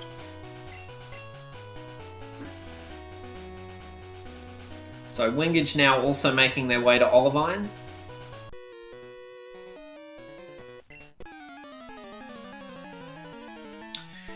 The other value of Olivine is that you can get super repels here. which are extremely useful. Yeah, that I think in he just addition sold to, his. He just sold his sweet scent TM. and Billy Drum as well, but Billy Drum is not necessarily needed for this Mewtwo now that it has Thunder Punch, Sacred Fire, Surf, and Confusion. Yeah. Yeah, the Mewtwo doesn't need. Is the Mewtwo Blissey walled? Yes, it is. Okay. So when we say Blissey walled, we mean that he doesn't have any physical moves, meaning he'll have to hit into Blissy's special defense stat if he encounters it. Of course, at some point he will find the Strength HM, and he can always teach Strength to the Mewtwo, just to have that coverage in case he runs into a Chansey or a Blissey. And yes, wingidge has fought has done everything in Ekritique, except for Tin Tower and the Strength check in Burnt, which are not available to him yet. Oh, it was a rare candy. That's what Ethan was trying to get. But yeah, my exact example. By using all his rare candies, he then misses out on one.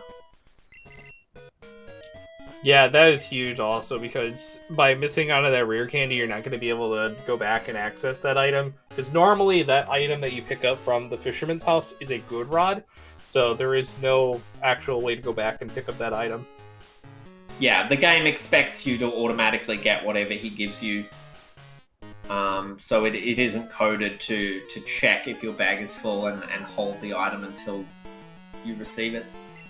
Whereas other trainers who give you other items will do that. But yeah, you can just miss out on a rare candy like that. Obviously, if that trainer had given you a badge or a key item, it would go into a different slot and you can't lose out on a badge that way. But your regular bag can be filled, and that's where rare candies go.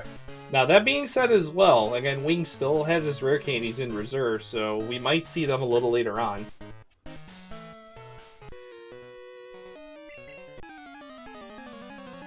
But yes, all of this stemming from that initial issue where wingidge was able to repel through the waterfall zone by catching that Ledian, the Ledibar, and Ethan was not able to. And so you see how the time loss propagates beyond merely getting some encounters to really impacting some of the choices that he's made. And as we see the Storm Badge at long last, so the Storm Badge is in the Lighthouse.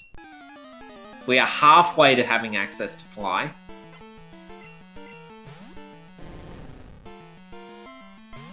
Ledibar very useful from a tactical point of view.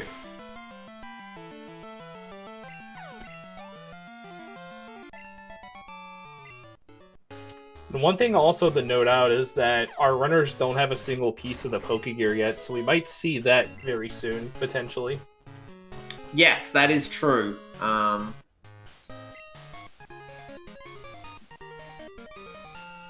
And Storm Badge for wingidge. Ethan now fighting one final trainer in the Lighthouse to get access to one final item check. You have to fight a trainer to get this item. There are two different trainers you can fight, but you have to pick one.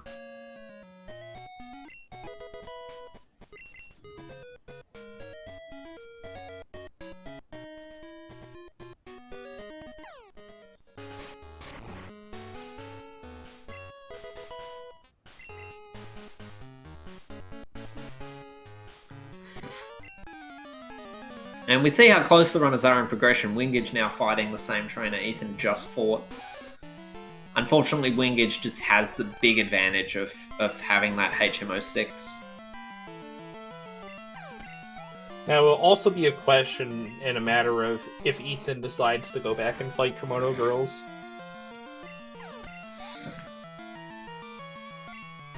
Well, I'm sure Ethan is aware they haven't done anything in Ekritique, because they haven't entered Burn Tower, they haven't fought Morty.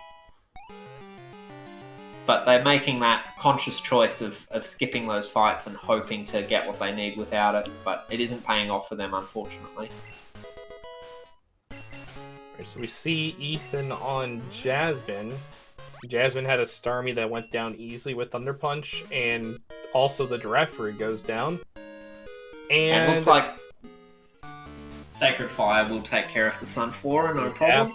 Absolutely. So that'll be Jasmine down very quickly for Ethan. Let's see what Jasmine Wingidge did. fighting Jasmine 2. We get an Elixir and an Ultra Ball. Jasmine not required. Jasmine not required. No, meaning the Secret Potion was not required, but good to get all those checks out of the way. As Ethan is now taking the SSN. Now, Ethan does have Surf. They can't go to Whirl Islands, but they can go down to the Secret Potion check in Olivine, and that could very well be where HMO2 is. Yeah, in fact, I think that's where HMO2 has to be. Yeah, it could be interesting to see if Fly is indeed in Whirl Island. If it is, and Wing decides to check it, this could be relatively big. Oh yes, of course. It can be in Whirl Islands because Wingidge has the Glacier Badge.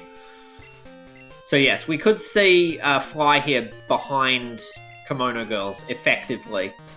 In which case, Ethan skipping Kimono Girls is not paying off. Now, Ethan can be hoping that the other part of Fly is in Kanto, because if for example, the pass is in Whirl Islands, then HMO2 can be in Kanto.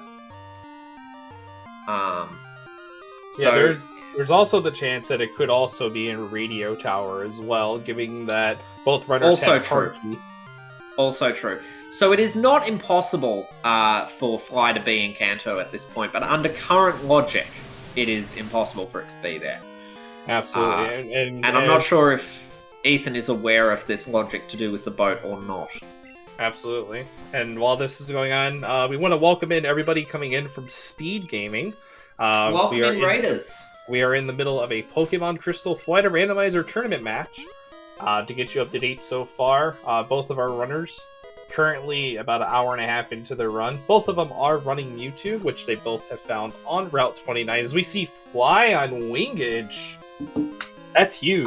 It is in Whirl Islands. That is going to be a massive advantage for Wingidge now. So yeah, Kimono Girls required to get Fly.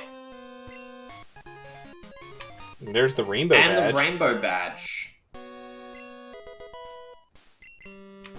So, I know it's only an hour and a half in, but Ethan's on a timer big time.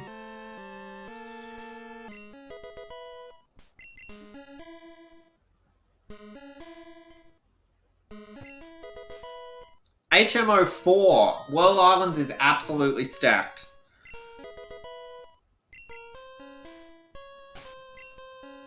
So yes, very unfortunate for Ethan. It's a very common choice to skip Kimono Girls. It's a perfectly reasonable strat. It can pay off big time or it can backfire big time, and in this instance, it is not paying off.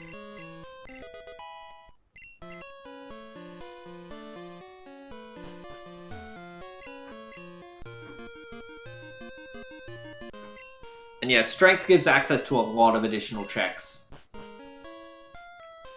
Yeah, and to list off those checks, there's Slowpoke Well, there's the Water Stone Chamber, Ice Path, and... There's the pass as well, so Wingidge won't need to go on the boat at all. Yeah, definitely not necessary now to the S-Pass.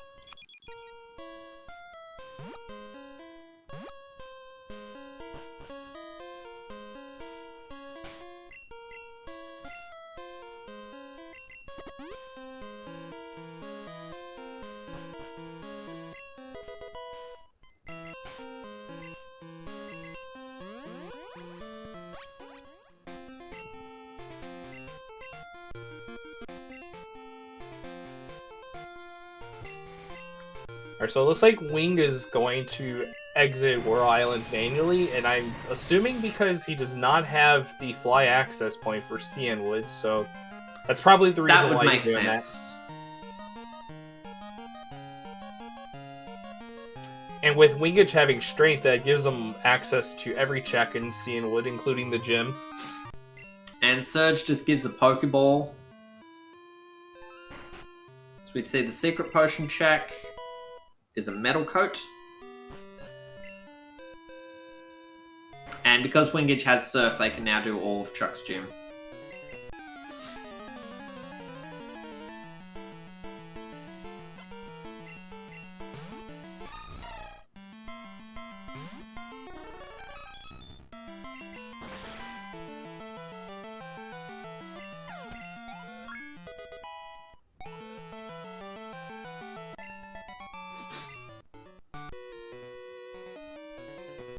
So if you're in Ethan's situation trying to figure out where Fly or some of these other items could be, what would be the mindset? Well, I mean, Ethan is really gambling to say that to be looking in Kanto, because as we've said, it cannot be in logic unless he finds the pass. So he's kind of hoping that the pass is somewhere that he didn't check and that it can be here. Because he's aware that he hasn't done Ecritique, he's aware that he hasn't done those checks on the route past Mahogany.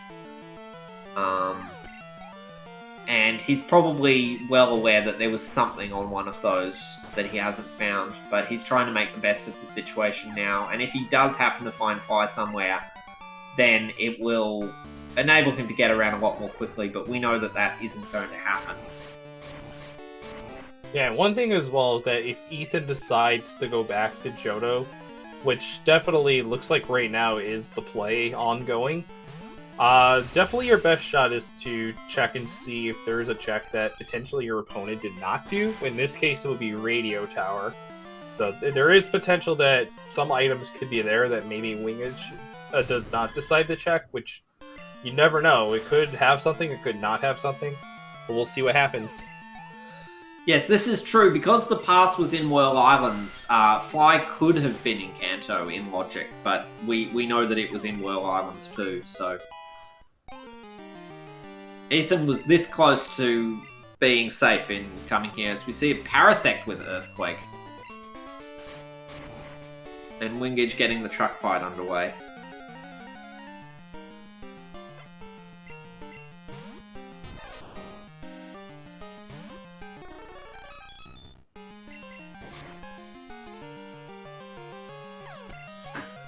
Of course, people in chat talking about Ethan doing a no-fly strat.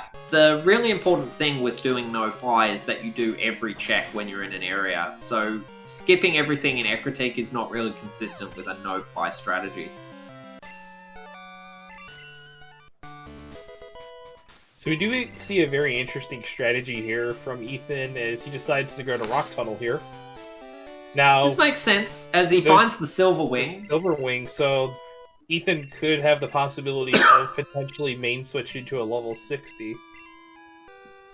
But I do like this play as well from Ethan. This also gives him access to Machine Part where he does not have to go back and forth as Ethan finds the Basement Key.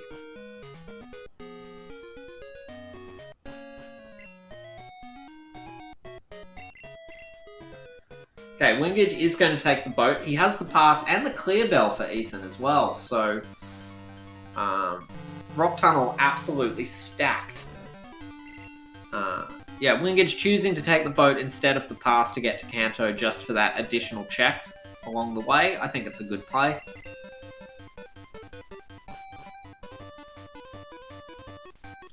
But yes, interesting. Neither runner doing the Team Rocket Tower as of yet, even though they have it.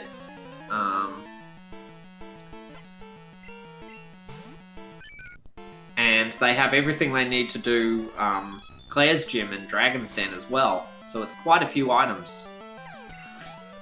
Actually, Ethan doesn't have Whirlpool, but...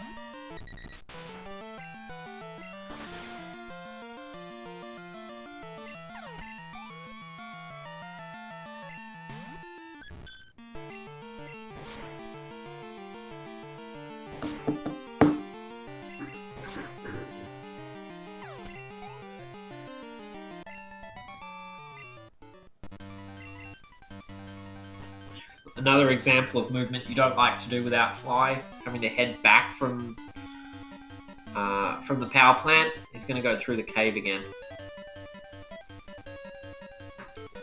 Yeah, generally in a situation, sometimes if you don't have Fly through this point, then you either generally go through Rock Tunnel again, or you can decide to move your way past that optional that's on the route before Rock Tunnel.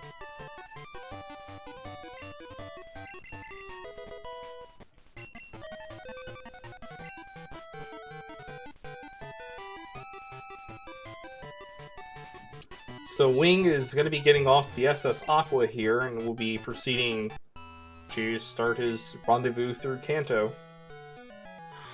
I also just want to point out at this point, Ethan is playing very well. He is just making gambles that are not paying off. Yeah, no doubt about it. Ethan has played pretty well up to this point. He has hit a couple of optionals, to be fair, but that is a product of not having fly in areas where you are more used to having it. It happens to even the best runners.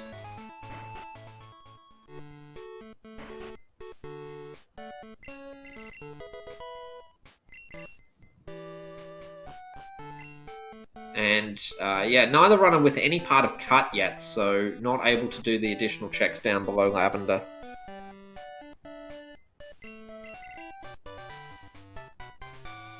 So here's the other problem with not having fly for Ethan. He is going to have to fight this optional, this biker, on this route before Saffron. Yes. Oh, and he fights hits one of the other ones. one. A strat that I quite like is to actually, when you pass that biker on your way to Lavender, is to speak to him from above. That way you can fight him without him moving, and then you can get around him on your way back. You still have to do the fight, but it makes the movement through the route on the way back a lot more direct than it otherwise is. And that's even if you don't fight this optional trainer. Yeah, the top one is the only one you have to fight. You can get around the others by using that area to the left of them. As we see, wingidge is going to fight Sabrina. This is a very interesting fight here for Wing. It's like, hey, look, Sabrina, I've got a Mewtwo. How's that for a psychic Pokemon? And going back on topic as well, with Wing purchasing those X items early, this could be beneficial for the fight.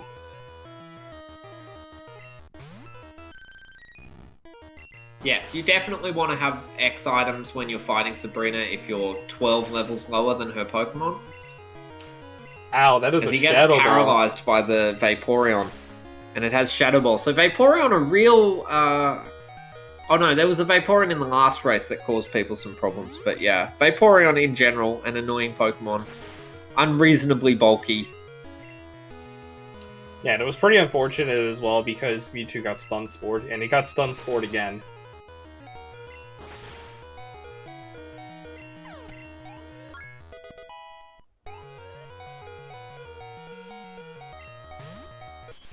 This is true. One of the things the logic in the randomizer does is you are never required to fight Sabrina until you have 7 badges.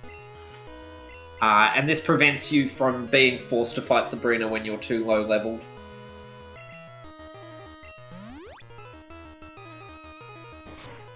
Okay, Ethan gets through the bikers, makes his way back to Saffron. Still no pass, of course, so in order to get back to... As he's going to fight Sabrina now as well.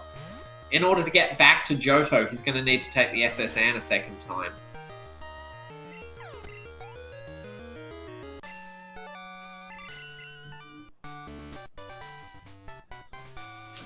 So we see Sabrina gets TM29. Now in vanilla, TM29 is Psychic, which is great. But in the randomizer, it could be anything.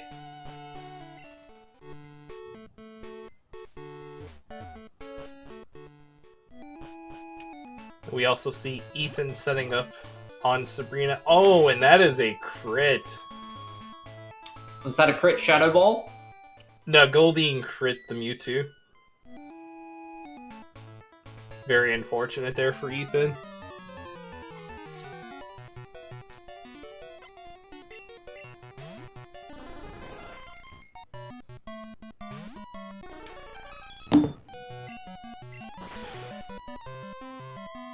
The Mewtwo is going to make very quick work of that Parasect with Sacred Fire.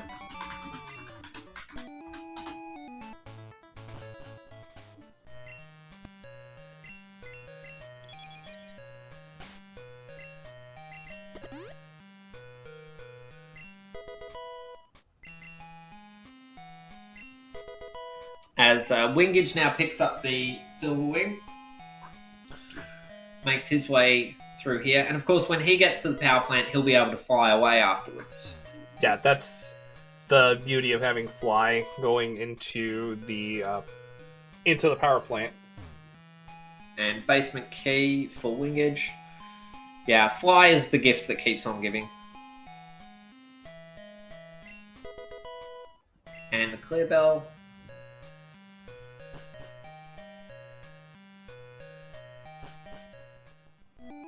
So even though Wingidge picked up Silverwing there in Rock Tunnel, it is very unlikely that Wingidge is going to go back for that level 60.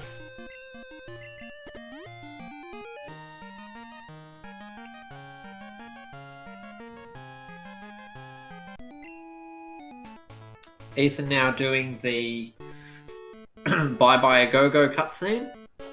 After you fix the power plant and you enter Misty's gym, that cutscene plays and you can pick up a hidden item here. Nothing there behind the Bye a Go-Go item. And once that cutscene is played, then Misty appears at the top of the route above her city, so you can go up there, fight a bunch of trainers, way too many trainers, and get Misty to appear in her gym. That's another example of something runners hope that they don't need to do, because it's very slow.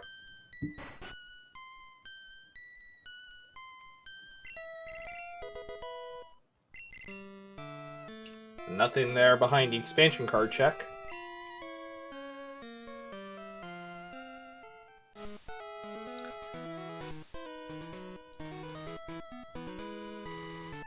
Ethan making his way to Celadon now. We'll see if he picks up the leftovers. It looks like he does. And I assume Ethan is also going to check the mart for TMs and healing items, I would assume? Yes, checking the mart and seeing what the TMs in there are is always a good idea. And nothing behind the Polka Doll check, so Machine Part Quest was not required. Unless Misty has something.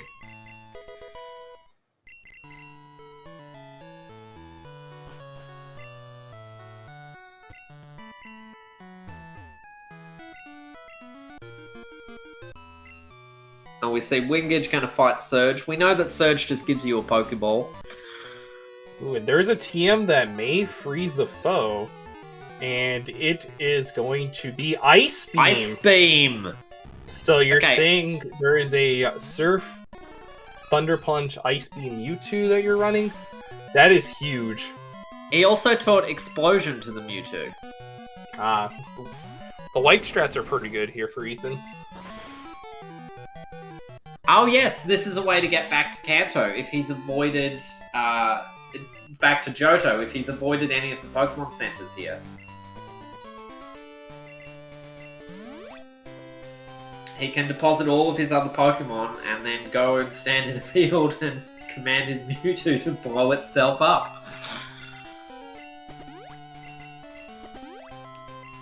So he's going to be fighting Janine now. And Wingidge is about to fight Surge.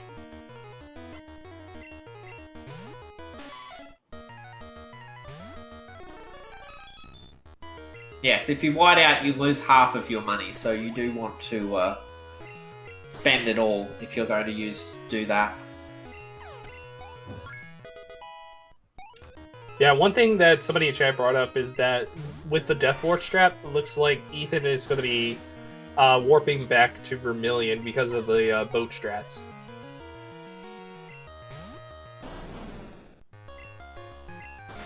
So I didn't see what he taught Explosion over, but the Mewtwo had 4 very good moves, so... I believe Ethan taught over Sacred Fire, if I recall correctly. Okay. I mean, if he's going to teach Ice Beam over Explosion in a minute, then it's perfectly reasonable.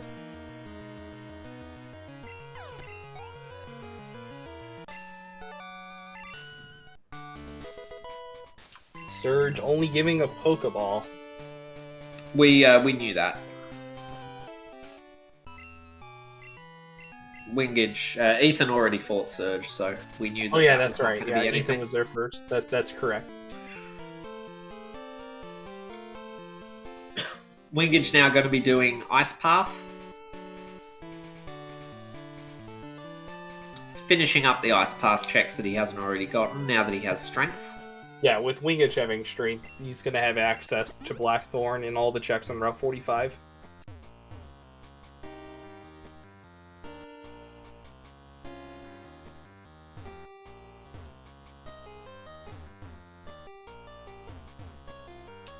Janine only giving elixir and super potions, so definitely not needed there. And the third check in fuchsia unavailable until you have cut. Oh, Ethan accidentally...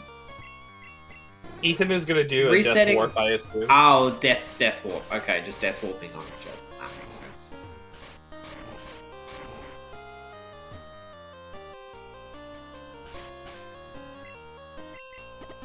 Okay, didn't deposit any other Pokemon, so just going to let them get knocked out.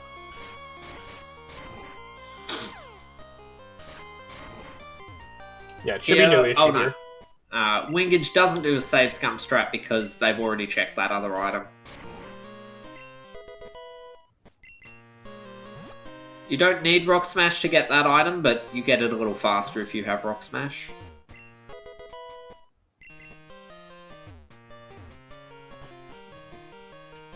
Alright, so we might see Ethan take the boat back to Johto. Or unless Ethan is going to check for a mate. No, he's going back. As we see Wingidge pick up the Marsh badge.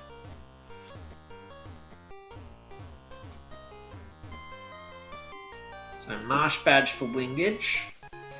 And the Thunder badge. Ice Path is absolutely stacked. And the expansion card. Wow, that's really big. Well, we shouldn't be surprised. After all, Ice Path is absolutely stacked. Yeah, 3 needed key items for progression. So Wingidge now going to do Route 45. No, going to do Dark Cave checks first. Wingidge doing this in the dark even though they don't have to. Well, he's only doing the ultimate first part, flex. The ultimate... Oh no, they're using the flash now. We see Cleanse Tag.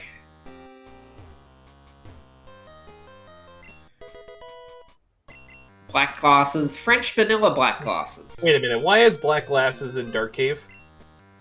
I think that guy must have dropped them. It's understandable. They'd be hard to find if he doesn't have flash as well. The guy that's just good, like, going back and picking them up. What is going on?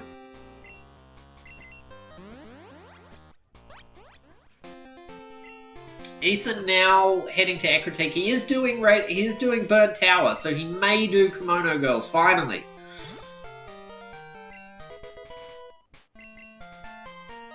He's doing the Rock Smash check. He probably wanted to put this off until he had strength to do both checks in Burnt Tower, but yeah, he's finally decided that skipping Ecruteak was probably not the right idea.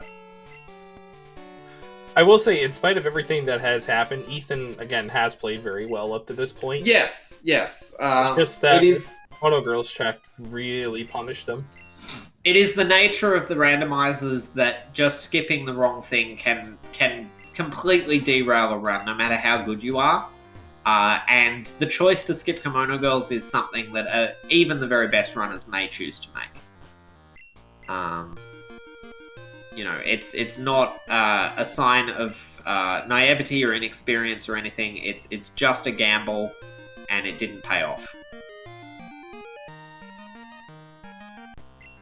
Yes, I think going to Kanto without having Fly in Logic there was probably a misplay. When you knew you had Rocket Tower, you knew you had Ecruteak, these other places that it could be. That was a bigger gamble.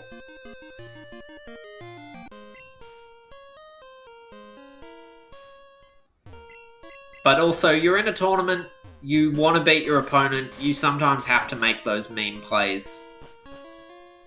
And if they do pay off, they can really pay off for you, so... Yeah, no doubt about it. So it looks like Wingidge is checking the Waterstone Chamber. So yes, this is why both runners bought Waterstones when they first got to Goldenrod nearly 2 hours ago. Or nearly 1 hour ago. And nothing in Waterstone Chamber. Nothing in there.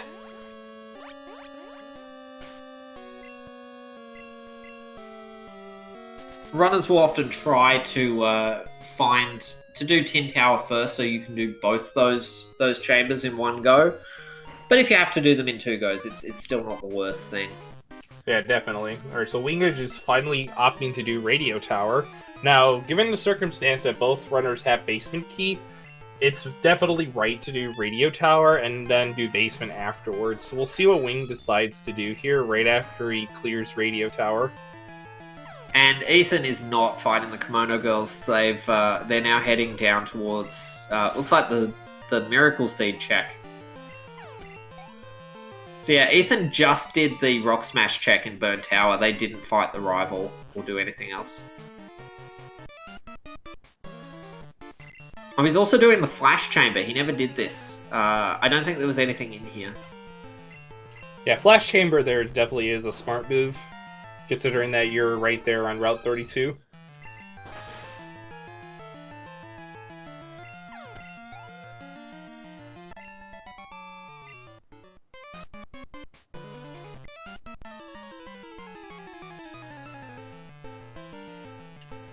And Ethan soft resetting there, going back to the original save location, which was in Equity. But still not doing Kimono Girls. Probably going to Rocket Tower now. Yeah, in Ethan's mind... Oh, he hits another optional. So in Ethan's mind right now, he's probably thinking wingidge has not done Kimono Girls, so he's probably thinking that maybe he also hasn't done Radio Tower either. So probably that could be a check that Ethan decides to do that might be different.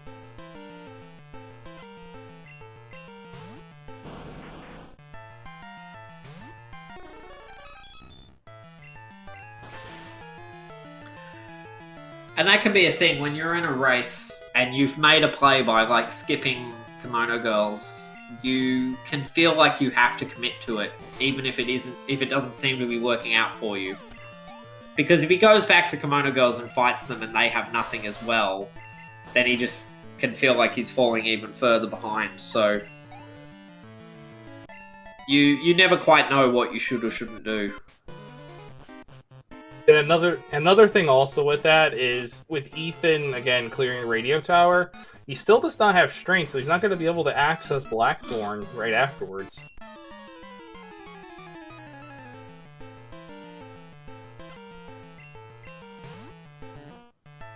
But yeah, he's doing Rocket Tower now.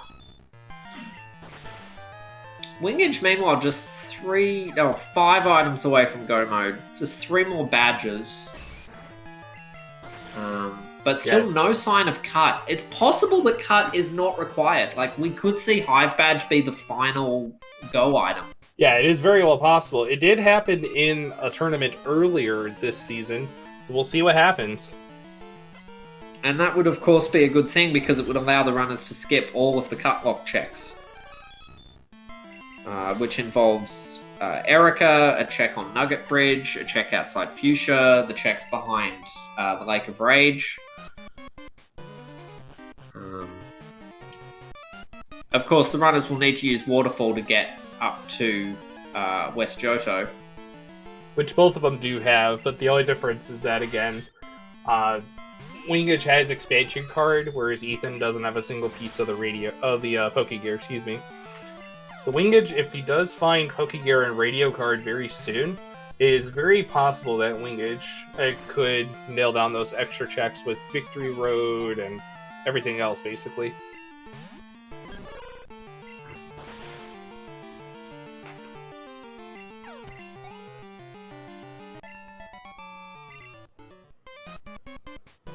Funny that somehow, despite skipping Kimono Girls, Ethan's Mewtwo is higher level than Wingidge's now, meaning Ethan's actually done, like, more fights. But don't forget as well, Ethan used those rare candies early in Mount Water, yes. so that's what it is. That's what it is, yeah. I was going to say, like, Ethan has actually, like, done more fights and fewer checks than Wingidge. But, yeah, that's the rare candies. Yeah, Wingidge hasn't used a single rare candy yet. He is, again, reserving them until potentially the red fight. Yeah, generally what runners will do is hold all their rare candies and only use them right at the end before red, or maybe blue and red. Or even Elite Four, if you have to fight Elite Four. Generally, Elite Four does not present a challenge in terms of the fights, it's just slow. You can be very over-leveled for it. As we see the Rainbow Wing. Ooh, so that puts Tin Tower in Logic now. Tin Tower is now in Logic. Of course, Morty is a scam because we got the card key. There's the radio card. We'll call that French vanilla radio card. It was in the tower. It's just upstairs. And the pokey gear. Oh my goodness. So this is going to steer Ethan more away from Kimono Girls. Yes, Ethan's... Of course, again, fly logic, it can't be behind waking the Snorlax. So it should be a further indication to Ethan that the what he needs is in Acritique, but...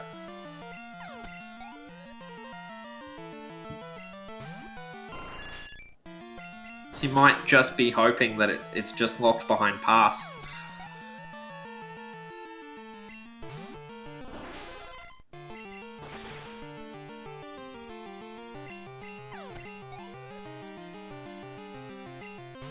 We see Wingidge fighting False Director. So this is another fight, like Kimono Girls and Soft Sand Girls, that runners are often inclined to skip. Because it's just one trainer, he has 6 Pokemon. Also, sometimes you are at a level when you do Rocket Tower, by the time you've done it, your Pokemon is a bit battered and doesn't want to do another big fight. This Mewtwo can handle it very easily, of course, but that's not always the case. And it's required! Oh my goodness. Rocket Tower is absolutely stacked. Wow. What is this seed? Wow, Rainbow Wing, Radio Card, Pokegear, and Boulder Badge after you defeat the Rockets? That's insane. The moral of this seed is don't skip anything ever. Just nail down your checks to just almost everything in Johto for the most part. The thing I feel bad about is Ethan fought the Soft Sand Girls. Like, the one thing that he could have skipped, he didn't. To be fair, But, both of our runners did. Yeah, no, but yeah, both runners fought it and it was nothing. But yeah, Ethan has then tried to skip these other things. I mean, we don't know if he'll skip False Director yet. Let's hope that he doesn't.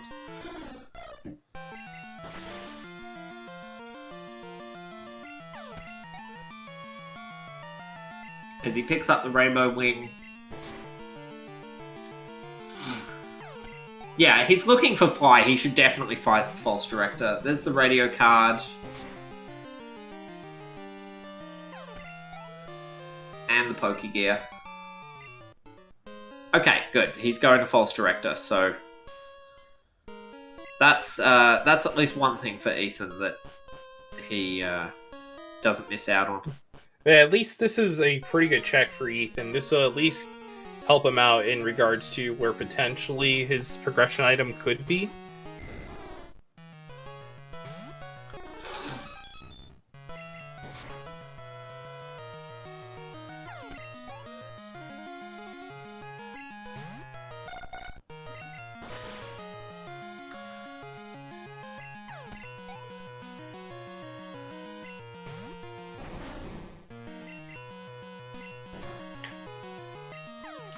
Oh no, Wingidge missing Sacred Fire there with Mewtwo. Again, Sacred Fire is 95 accuracy, but it's so often you don't miss with Sacred Fire. It's just unfortunate there because it got hit with Dynamic Punch.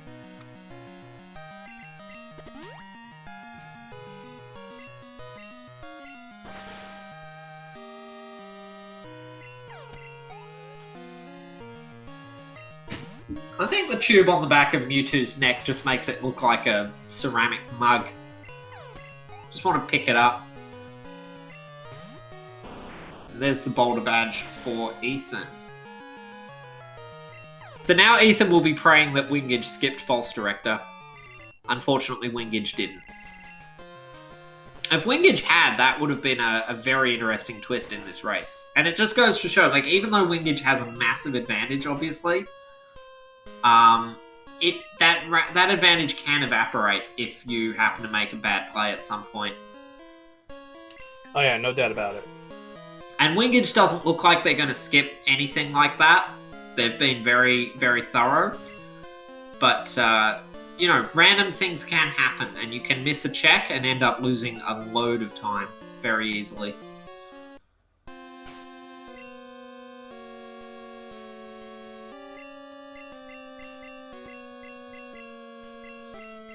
So it is not over till it's over. It's also possible to lose a lot of time on the red fight, although they have a really good main, so that's less likely to happen.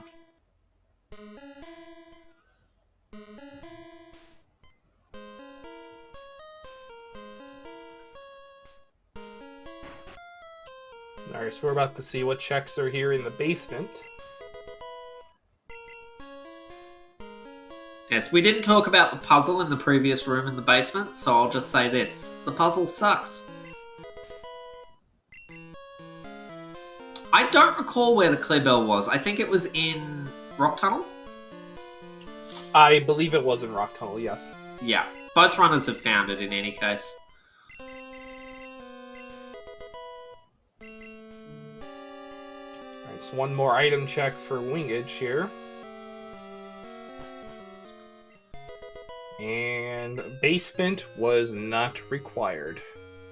As we see Ethan heading that way as well.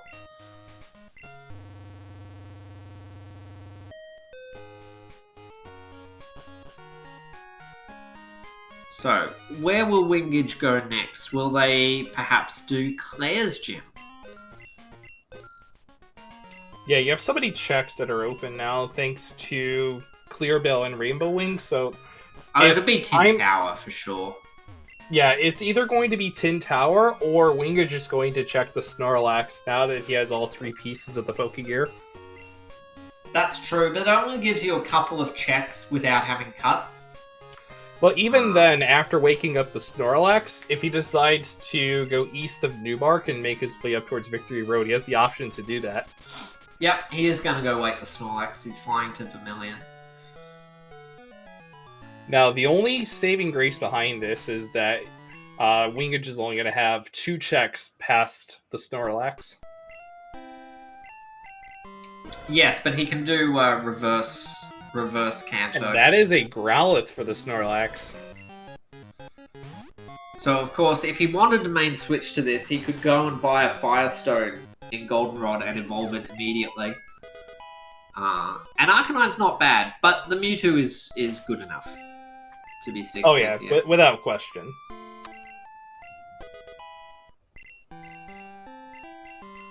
Mewtwo trying to learn Dragon Breath. So we see him rare candying now. So I think he was holding off in case the Snorlax was something amazing. Now that he's seen that it isn't, and having already gone to Whirl Islands, not wanting to go back there, he's now leveling up that Mewtwo. Yeah, he put all the rare candies on that Mewtwo just now.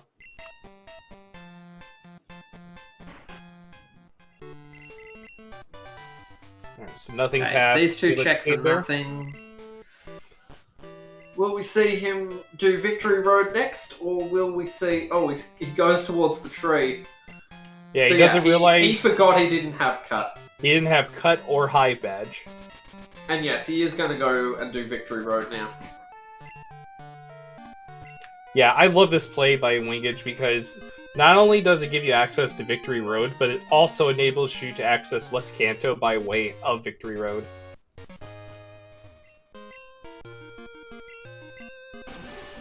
And we'll see whether that one item up here that was available as soon as he got Waterfall a very long time ago was anything important or not.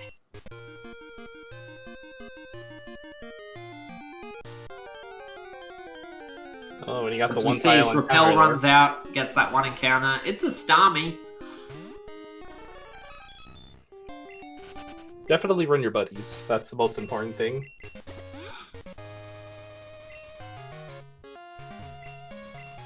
Alright, so Wingage is about to check this Whirlpool locked item.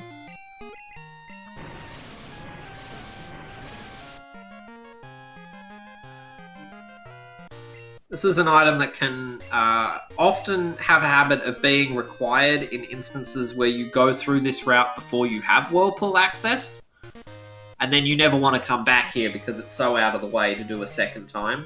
Yeah, it's good that Wingage did that early, because, again, in most cases, you don't want to double dip in that particular location and go back for it.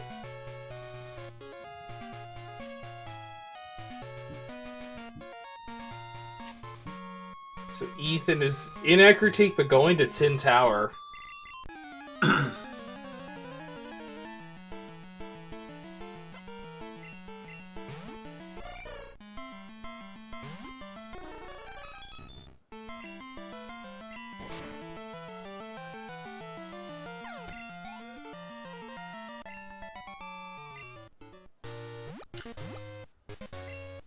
And that item is not required. X accuracy. Alright, so Wingage will most definitely check the items in Victory Road here. But first things first, he is actually going to get his exit location there before re-entering to Victory Road. Because when he escape ropes out, that's the point of access where Wingage will escape rope out of Victory Road. So yeah, Winged showing this is not his first reverse canto. He knows what he's doing. Was that 2 max elixirs in a row? I think that was a max repel. Okay. Max repel and a max elixir. Still both useful items. We see a full heal.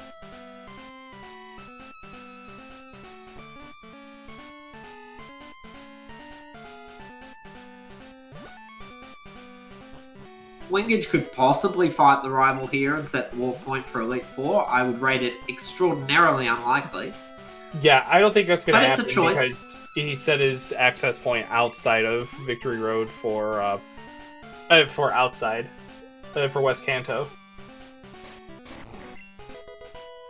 So nothing in Victory Road. Did pick up some useful items though. So Wing is going to make his way towards Viridian City. And meanwhile, Ethan is about to ascend Tin Tower here. It's about to fight the 40, which we do know is a Bayleaf.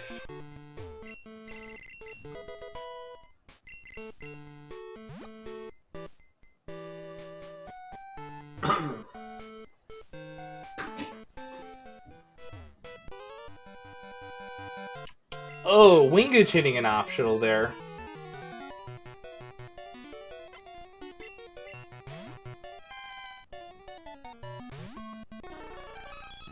Yes, the juvenile bug catcher with the improbably high-leveled Pokemon.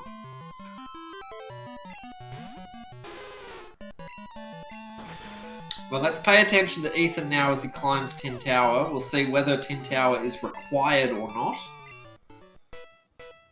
Yeah, even if there are no checks required in Tin Tower, there's still the Ho-Oh Chamber afterwards. Yes. But if the whole of Tin Tower turns out to be bait, then it's possible Wingage will find the last 2 badges they need before they go there. Which would be even more unfortunate for Ethan.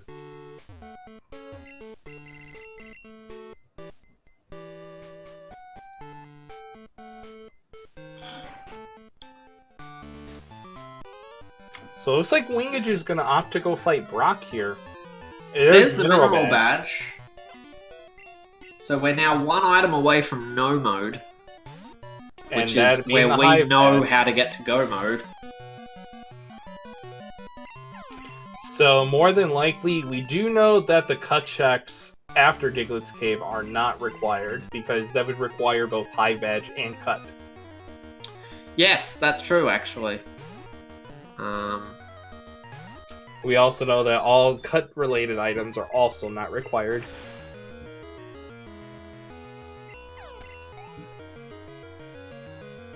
So now the question is just, will the runners... I mean, HMO1 could be in Mount Silver, for all we know. Yeah, very well could be.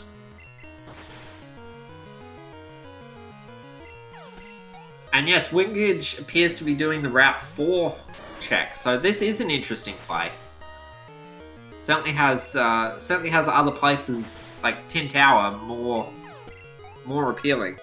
Yeah, this is not a bad play, though, by Wingage. Definitely a good way to get some levels, and on top of it, get a couple of checks out of the way. So by doing Rock now, and then opting to go fight Rival 5 later on, or excuse me, Rival 6, could be huge. But yeah, Wingage is just fighting Brock. That's fine.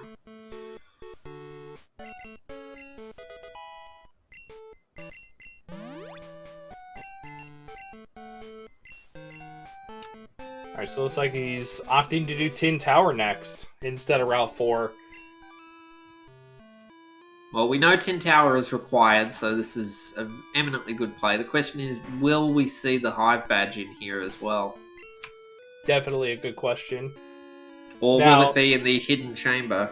Now, the thing is that if Hive Badge is found and then wingidge finds Cut, then that'll eat a little bit more time. Ooh, lost item. Lost item there. That could be the Hive Badge. Because, yeah, Ethan's still without strength. But, yeah, okay. So, wingidge going to go through Tin Tower here. If you were one item away from go mode, you would probably do the hand in the lost item first, in case that's it. But 2 items away, even if it is a badge on lost item, you still would be doing Tin Tower next, so might as well do it first in case it has both badges. Yeah, you definitely have to narrow down your checks to a T there, determining what you think would be the best check. And Ethan is just sitting here in front of this Flaffy. It's a pretty adorable sheep, I will say. We're told medical break. Okay. Does that mean they've gone to the bathroom?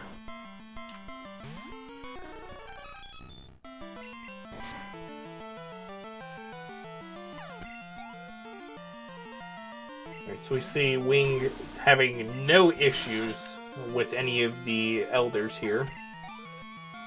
No, that Mewtwo is not going to have any trouble getting through that.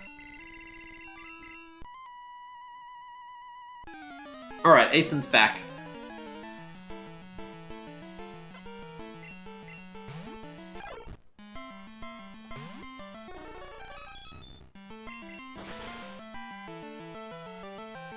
Alright, so Ethan just fought the Flaffy, which normally the Ho-Oh would be there in that situation. So one modifier that to note out for these randomizers, normally that Ho-Oh is normally level 60, but for tournament-related purposes, because a lot of runners would opt to do Elite 4 to go for that check, and also for the Rainbow Wing check, it has been nerfed down to a level 40 Pokemon, and that gives easy access to the Ho-Oh chamber, whereas you don't have to do Elite 4 for it. Alright, Ethan is now finally going to fight Rival 3 in the Burn Tower, meaning they might be about to do Kimono Girls next. Yeah, it's still very possible that Ethan could just forget about Morty and then just decide to go fight Kimono Girls.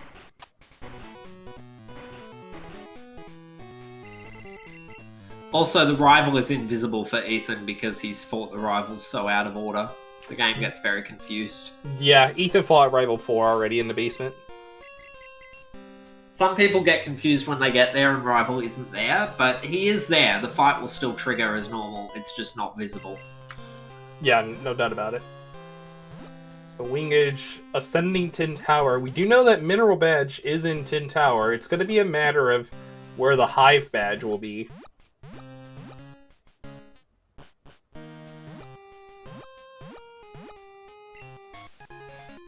There's the Mineral Badge.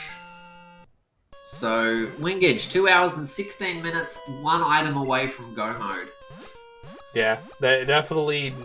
He now knows that any items related to Cut are not required. So, yeah.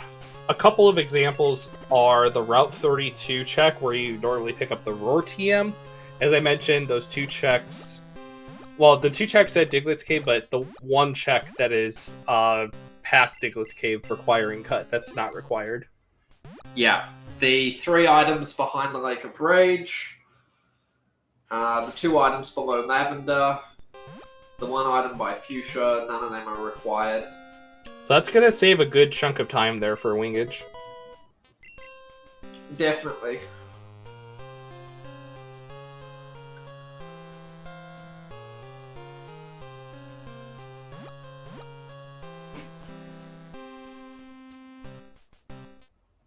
So it looks like Ethan is opting to take on the Ekritique Gym. It makes sense. Morty gives 2 checks and Kimono Girls gives 1. Once you've decided you are going to do these, it would make sense to do that first. If I fought Morty and he gave me my progression item, I would probably leave without doing Kimono Girls, because I can always come back to it. But, I mean, if he didn't give me exactly Fly, I would definitely do Kimono Girls. Yeah, definitely makes sense. Because you just want... You want to get Fly as early as possible. It's so punishing, 2 hours, 18 minutes in and no Fly. And no Strength.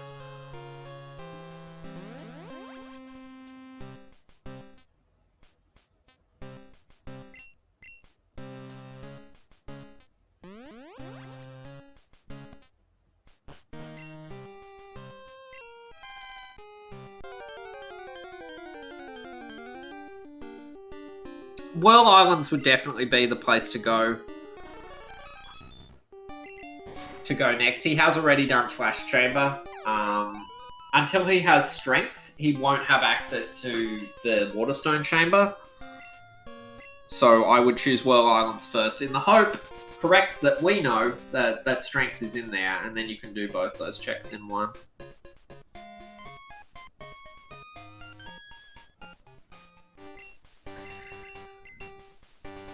Ethan has indeed done almost everything except Kimono Girls and the many checks that are locked behind Kimono Girls.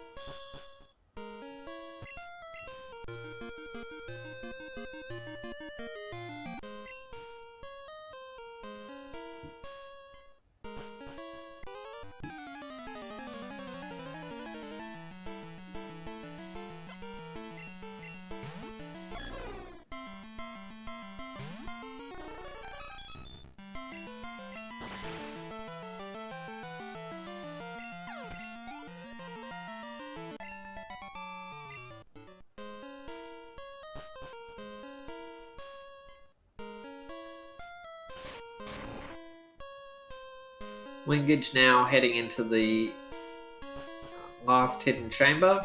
You see upgrade, iron, protein, and a full restore. So nothing in here.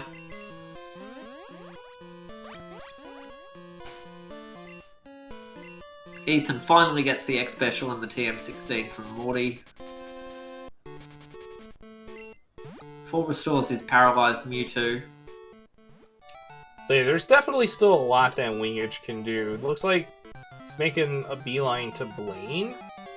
This makes sense. Like. You set a fly point in Pewter regardless, as Ethan finally enters the Kimono Girls room. At 2 hours and 20 minutes, Ethan has finally made it to Kimono Girls. Yeah, in Wingidge's case also, it makes sense to go to Town because it gives him the access point to fly whenever he does pick up that Hive badge. Yeah. You always need to fly here and talk to Professor Oak once you get all the badges. Which is an absolute must. Yeah, that is required to actually open Mount Silver, is talking to Professor Oak. You also talk to Blue down here, so he will now go to his gym. Now, the one downside for Wingidge, since he knows Cut is not required, it increases the likelihood that Hive Badge could be on Elite 4. Yeah, and we've seen quite a bit of Elite Four runs in this tournament up to this point, so who knows? We'll see what happens. There are a lot of checks that that Hive Badge can't be in, but Elite Four is not one of them. So, and yeah, I'm not sure what else he has to check at this point. There's still. I don't think he's fought Janine yet. We know that Janine doesn't have it. We know that Wingidge has not done the Nugget Hedge Maze. That one item that's locked behind Cut, we know is not going to be required. So more than likely, after defeating those trainers, you'll still have to talk to the cool trainer, where the Nugget check usually is. Ethan did Janine. I'm not sure if Wingidge fought. Okay, Wingidge did fight Janine. Yeah, he fought her early on. Blaine gives nothing. Wingidge is heading in that direction. There's nothing else there if... Oh, wait a minute, that was Ethan, excuse me. So Wingidge is going to go fight Janine. We know Janine has nothing. But yeah, Wingidge doesn't know that, so this makes complete sense as the next thing you do. Janine has 2 checks. And there we see Ethan finally picking up Whirlpool.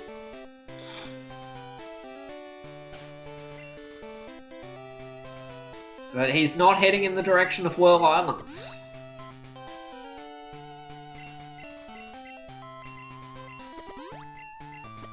At least not yet.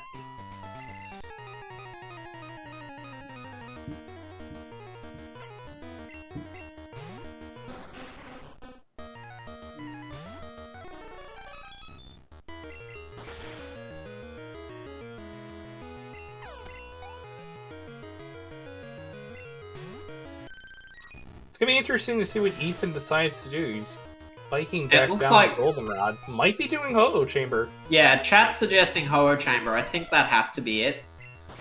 As I said, the possibility of strength being in Whirlpool, which would then give you both checks in both the hidden chambers, I think is reason to do Whirl first, but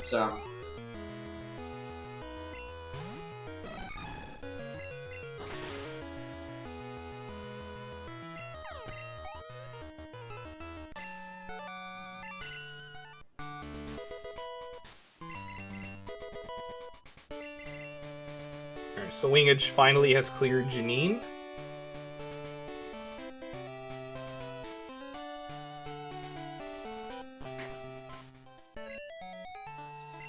And yes, chat's suggesting that Ethan's plays suggest he may not fully know how the fly logic works.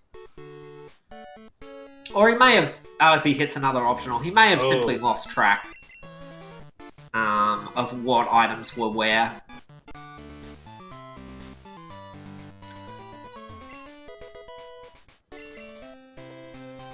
Alright, so it looks like wingidge might be doing the hedge maze next.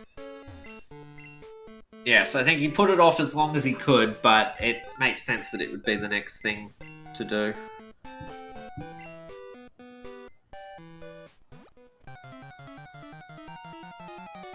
Or maybe not.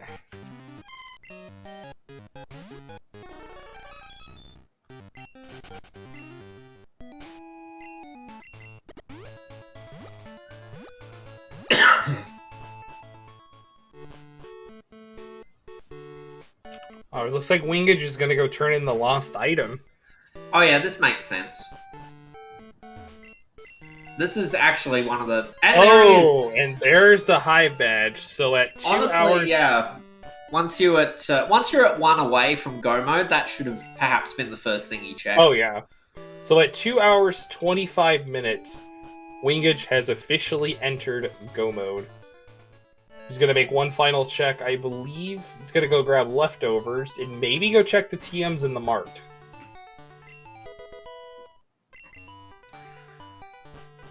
Yes, all he need. I think he just picked up the leftovers. All he needs at this point is to make sure his Mewtwo is ready to deal as much damage to Red as possible.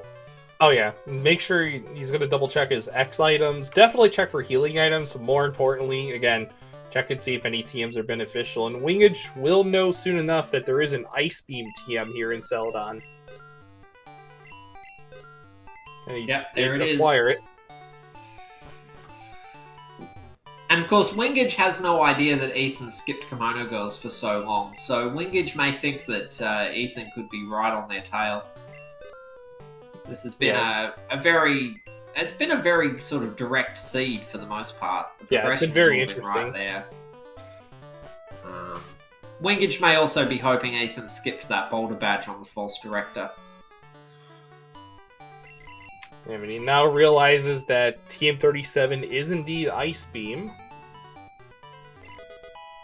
And opts to teach over Confusion. Confusion only has 40 base power, with stab at 60, but even then, Ice Beam is still the way to go.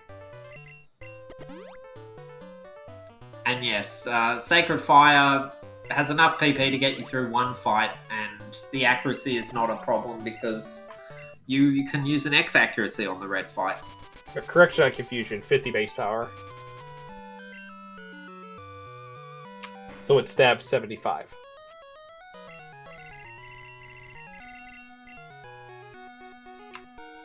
So we've talked to Professor Oak, and we're now ready to make our way to the red fight.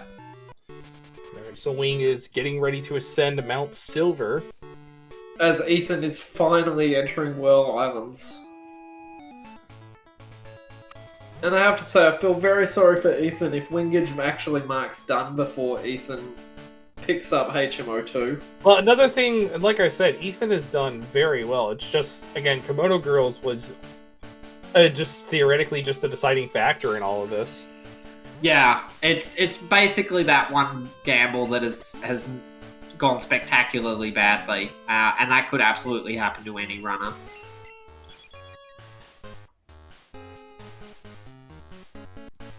We might see Ethan check the Silverwing encounter first. Yeah, Ethan does have Silver Wing, so we'll see what the 60 is here.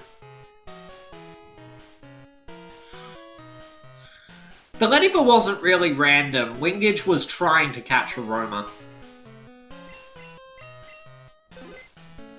Sometimes a roamer encounter is a fluke, but that was not a fluke. Wingidge was looking for it. Yeah, because both runners had access to Mortar Waterfall early. So we see a Golduck lead from Red. And Wingidge is just gonna Thunder Punch it instantly. Ooh, it has Bubble Beam. And the level 60 is of a champ.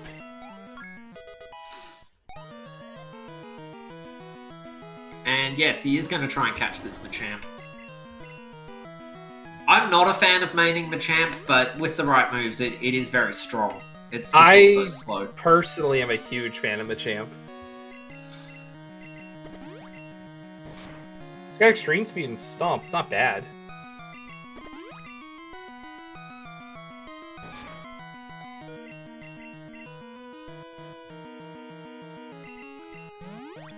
Interesting that Wingidge made no attempt to set up on the Golduck, just two-shot it and then trying to set up on this Umbreon. Yeah, he got very fortunate with a critical hit Thunder Punch there. It was still a two-shot, even with the critical hit. And yes, Umbreon is very specially defensive. There's the Rainbow Badge for Ethan.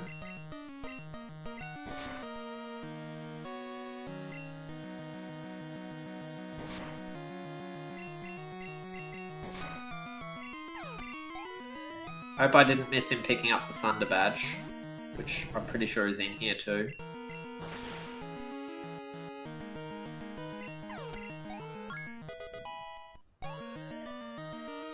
There's HMO 4.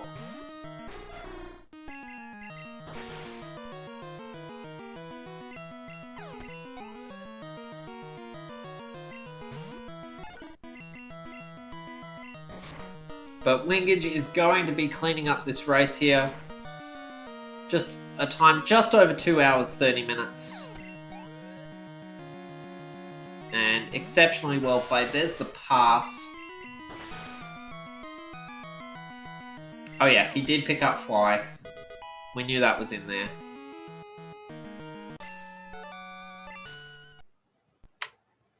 And that is GG for Wingidge. And that is GG with an official race time of 2 hours, 30 minutes, and 56 seconds. And Ethan has marked DNF, so Ethan is forfeiting here.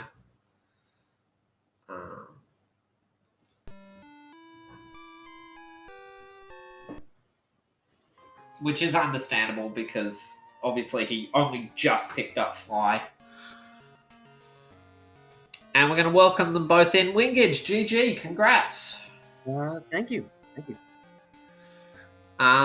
We can sum up this race pretty easily. You checked Kimono Girls. Ethan didn't.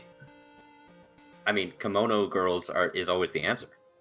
They're always required. Well, they certainly were here. In this run, they gave you HMO 6, and Fly was in Whirl Islands. Ethan picked up Fly about 30 seconds before you marked done.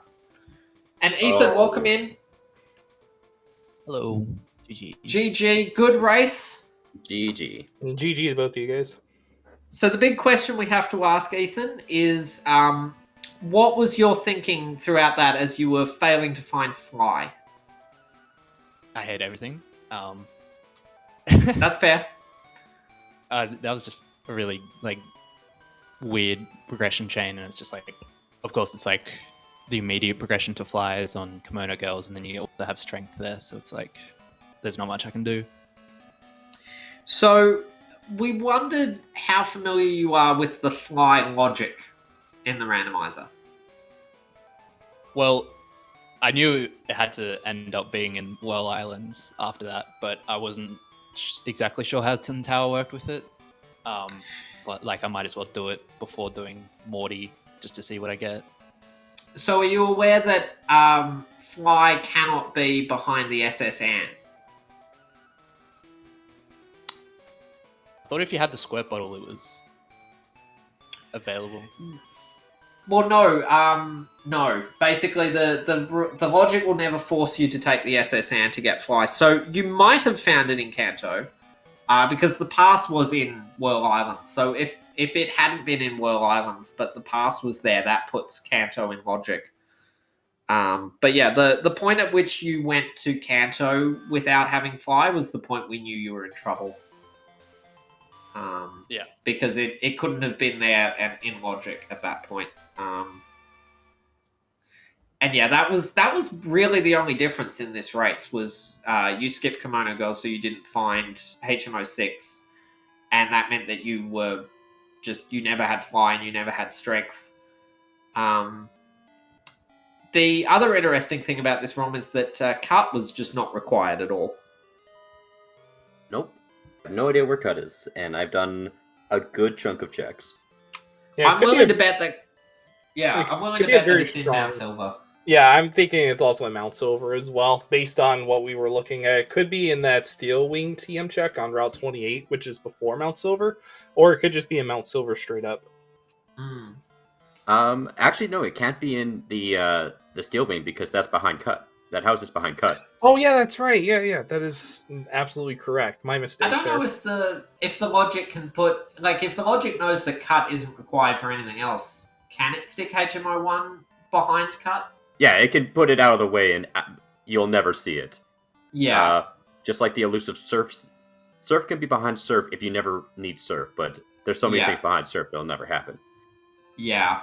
We actually had a seed the other day that was so close to surf not required.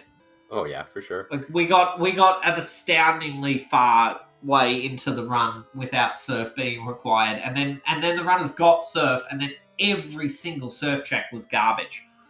Every single one, and we were just like, "Is this it? Is this the mythical, impossible, surf not required seed?" And then finally, there was At the very end there. The last surf lock check was something, and we were very disappointed. But yeah, I was there for that. That was fun. I'm gonna say I'm disappointed in myself for one thing. I autopiloted it and didn't catch Ba 3. right. That is true. We had the pseudo wudo, we had the egg, and then the ho-oh, all flappy lines. And every wild that I didn't repel was a mareep. Like 2 or 3 times. I did not want to mention it, but you are absolutely correct on that one. The sheep was haunting me, and I loved it. I hated it, but I loved it. I actually didn't notice that at all, but you're right, come to think of it. So I assume you both agreed to, like, keep the egg and hatch it during this race? I didn't agree to any of that. I keep it, just if I don't have an HM friend. Yeah. And then it's like, if I find a Pokemon to use as an HM friend, let's say I found a Pokemon that's like, oh, this is really good, and see the moveset, okay, this is gonna be holding Flash. If that never happens and I don't catch an extra Pokemon, it's like, okay, the egg will hatch eventually. And we did not have a lot of HMs early on, so it's like, okay, the egg will hatch eventually, and then that'll make room for that. Yeah, if I recall, the only HMs that you both started with were both Surf and Waterfall, so we knew that Mortar was definitely going to be a thing very early. And with both of you catching the Mewtwo, obviously neither of you did not have to main switch to a Pokemon in Mortar. But we saw Ethan get quite a bit of encounters in Mortar because the level on the Mewtwo was significantly lower than those in the Waterfall checks in Mortar. Yeah, Ethan was honestly cursed right from the very beginning of this run because, Wingage, you remember the first trainer, after you caught the Mewtwo, the very first trainer had a Blissey? Or Chansey, Chansey. yes. Yeah, Chansey. What you didn't see, and Ethan did, is that Chansey knew Explosion.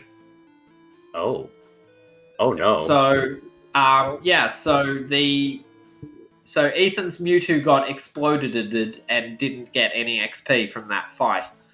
Yeah. Meaning that you You're entered knowing Violet things- at like level 8 and he was at level 4 on the Mewtwo. Yeah. So I had the level lead for probably the remainder of the race from that, because that's a lot of levels early on that kind of carried me.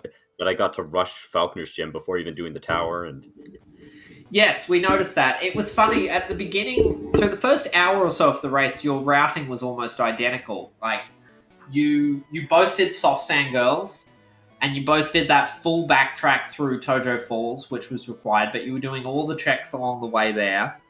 And it was only when you got to Ekritik that it deviated, because you immediately released the Roamers and caught a Roamer before going to Mount Mortar. Whereas Ethan went to Mount Mortar first and then had a lot of trouble with not being able to repel things. that's actually why I did Kimonos. Kimonos, it's like, okay, here's a check that Ethan probably won't do, and at the same time, here's a bunch of money, here's some experience, an extra level or two, so I can beat the rival easy enough. Just complete Ekritik, get the Roamers, and try once or twice. I don't have Fly, so try once or twice for the Roamer, get it first try, and it's like, okay, that's my Repel guy. I was going to name him Repel, but Never a bad idea, though. but it's like, okay, I know they all three of them sucked. They were not good.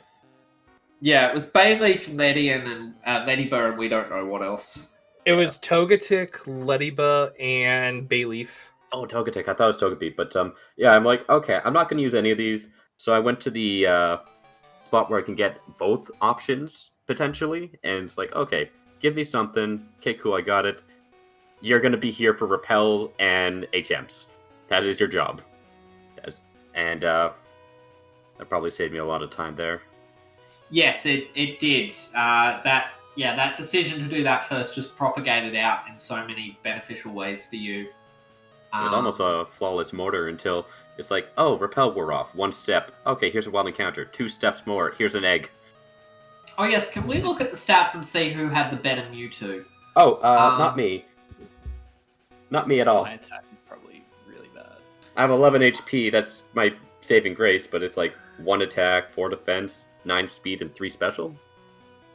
Oh, 3 special, yeah. Yeah, It's interesting. Ethan, you were so close to having the Mewtwo all to yourself. Wingidge encountered Mewtwo on the last tile of grass in Route 29.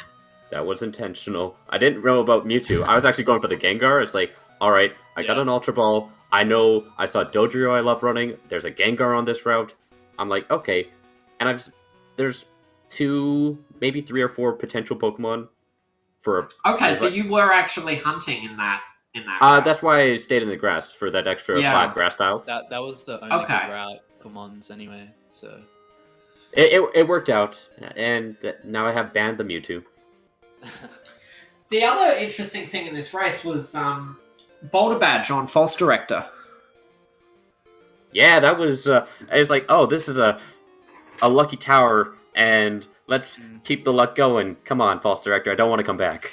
Yeah, and I think that's what was interesting. We were watching because you were both doing Rocket Tower about the same time, even though Wingidge had a bunch of additional things at that point because you'd already done Strength and Whirl Islands and so on. You were doing Rocket Tower about the same time, and we wondered if because Ethan got the Boulder Badge first, I think, and we wondered if Wingidge was going to skip False Director, and then that would have equalized the race quite a bit. There was a temptation, I will not lie there, because let's see, they gave me Clear Bell, they gave me Pokegear, so that it opens up all of West Kanto, that opens up Tin. I now, because I did Tower, I have Claire open. I had the world open at that point. I'm like, okay, so do I do this one check and potentially... But then I think the getting levels on Mewtwo took priority. Yeah. And so I'm like, and I don't want to come back. I Yeah. can complete this entire area. I'm gonna do basement after this anyway, so whatever. Just complete Gold Yeah. Run, never come back. When False Director gave the Boulder Badge, I said the moral of this seed is don't skip any checks anywhere ever. That's kind of why I didn't care about Fly, but like it just leading to, strength is just like the worst situation basically. Yeah. Yeah. You lost out so much time. Like you had to do an explosion like Death Warp to get back to Johto after you went to Kanto. You actually bought an explosion. Yeah, you taught explosion to your Mewtwo and went out to Cycling Road and just detonated it. My favorite thing is teaching Ice Beam for the last fight and only the last fight. Yes, Ethan found that a lot earlier than you, so that was. I don't doubt Ethan that. That was my first time going into. That was my first time going into that town, into Celadon. Into Celadon, yeah. You went and got the leftovers just for the last fight too. Yeah. Well, that's just in case if one of Red's Pokemon had like Mega Horn or Crunch or something like that. Yeah, a Pinsir with Mega Horn. I mean, I'd Sacred Fire for that, but You also, Wingidge, you didn't even try to set up on the Golduck. Because I know the Golduck's a threat. Did you know it had Bubble Beam? I had no idea. I knew I had Thunder Punch. That's what I knew. Yeah. And I'm like, all right, let's punch it. Let's see if it tries something. Maybe I can get it paralyzed, and then I can get a quick X special, because I still outspeed it. I know that. Yeah. So if I get Thunder Punch paralyzed, then that's a free X special.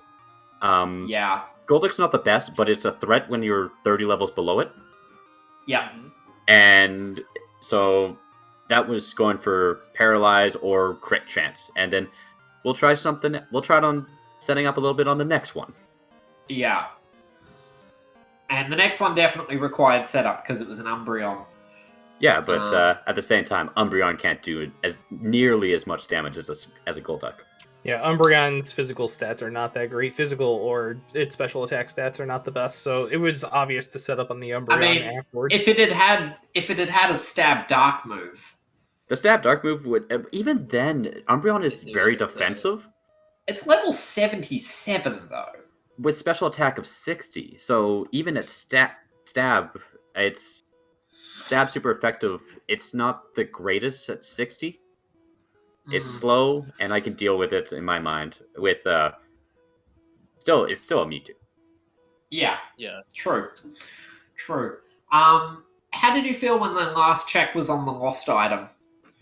I mean, I was kind of glad, but there was a little bit of worry that it, because I put off Ice Path and Route 45 for a little bit longer than I usually do. I was just trying to go efficient pathing as much as possible, and then get the few extra levels on some fights. I know I could just go into the area, get the fly point, beat the fight in like a few seconds, like in 30 seconds, a minute, and then it's like, all right, when I'm in the mood for it, let's go for it. Let's just do some. And when I saw 3 or 4 things in Ice Path, I'm like, oh no, maybe I regrets might be happening. So I'm looking at like, that's a good point. We were like, oh, lost item should have been the first thing you did when you were 1 away from go mode. But in hindsight, yeah, the XP that you got from Blaine and Jasmine and Janine was probably quite useful. So yeah, not a problem after all. Yeah, exactly. I mean, here's the other thing. Mystery Egg, I only have like 6 boxes left. 5 if you exclude. No, I've got 5 boxes left. So it's like maybe Blaine gives Mystery Egg, and Mystery Egg I can turn in for 5 rare candies. Because I'm still level 50, mind you. And at that time, below 50. So just looking for RNG to be on my side a little bit. You never know. Yes, the lost item could be a check, but I always planned to have Cerulean into Saffron into getting leftovers before doing Claire. That was the plan. And then if it was something else and I didn't do it, GG. Yes, I'm seeing now Ethan's Mewtwo had 12 special, 13 attack and 14 HP. So yes, definitely the superior Mewtwo of the pair. My attack felt so much worse than that, though. You trust me, I know how it feels with attack of 1, 3 special. Just everything lived on 1. It's like, come on, Mewtwo. You're supposed to be the strongest Pokemon. But good race. I'm happy. I'm happy good with race the to routing you there. both. Wingidge, now you move on and you're going to fight, I believe, Zan. Yeah, where I'm gonna get knocked out for sure. No, we'll see what you happens. never know. We've seen wild things happen. You never know. Maybe Zan will skip Kimono Girls. Yeah, and then it'll have Fly, because they always have something. Now, with this match, unfortunately, Ethan is eliminated from the tournament, but still put up a very fantastic performance in this round and 32. honestly played really, really well. Like the Kimono Girls thing, that could happen to anyone. Yeah, I'm not too disappointed about going out. But to be honest, like this was kind of the nicer side of the brackets. Yeah, you definitely shouldn't be disappointed as well. Like Kilda and I mentioned, you played a very good game. It's just one check just really ate up a lot of time, and it cost you in the end. Yeah, for sure. Yeah, and that's how these randomizers go. If you miss the wrong check, it can just propagate and block so much other progress from you. We were afraid that you were going to find the hive badge and cut, and then waste a bunch of time like doing cut checks that we knew weren't required. I'll be interested to see the seed and see the log for the seed and where cut actually was. I mean, Yeah, it'll be very interesting. Yeah, I mean, we could take a look at that now, can't we? Absolutely. And while this is all going on, I guess we can go ahead and talk about future matches that are coming up on SpeedGaming. So we have a match coming up tomorrow at 2 p.m. Eastern Daylight Time. We have Dirts was 6870 going up against Shadow Frost. That'll be again at 2 p.m. Eastern Daylight Time. Then coming up on Tuesday, April 12th at 4:30 p.m., we have Machu Midori versus Diego Armando. Coverage of that, again, will be followed on all of our Speed Gaming channels, so don't miss out on any of the Pokemon Crystal Full Item Randomizer coverage. Unless you live in Australia like me, in which case you are allowed to sleep through most of it. Oh, yeah, without question. So just want to say GG to both of the runners here. You guys played a fantastic race. It was an honor having you here. And again, thank you very much for a great race. Thank you for doing comms. Much appreciated. Thank you. Absolutely. It was a pleasure My being here as well. And yeah, I think it's time that we go ahead and wrap this up. Again, thank you very much, everybody, for watching another matchup in the Full Item Randomizer tournament for Pokemon Crystal. For my co-commentator, St. Kildafan, for the commentators, for the runners, excuse me, wingidge and Ethan26. I'm Bad News Nate saying thank you very much for watching, everybody, and enjoy the rest of your evening. Thanks for watching, everyone. Good night. Bye-bye. See ya.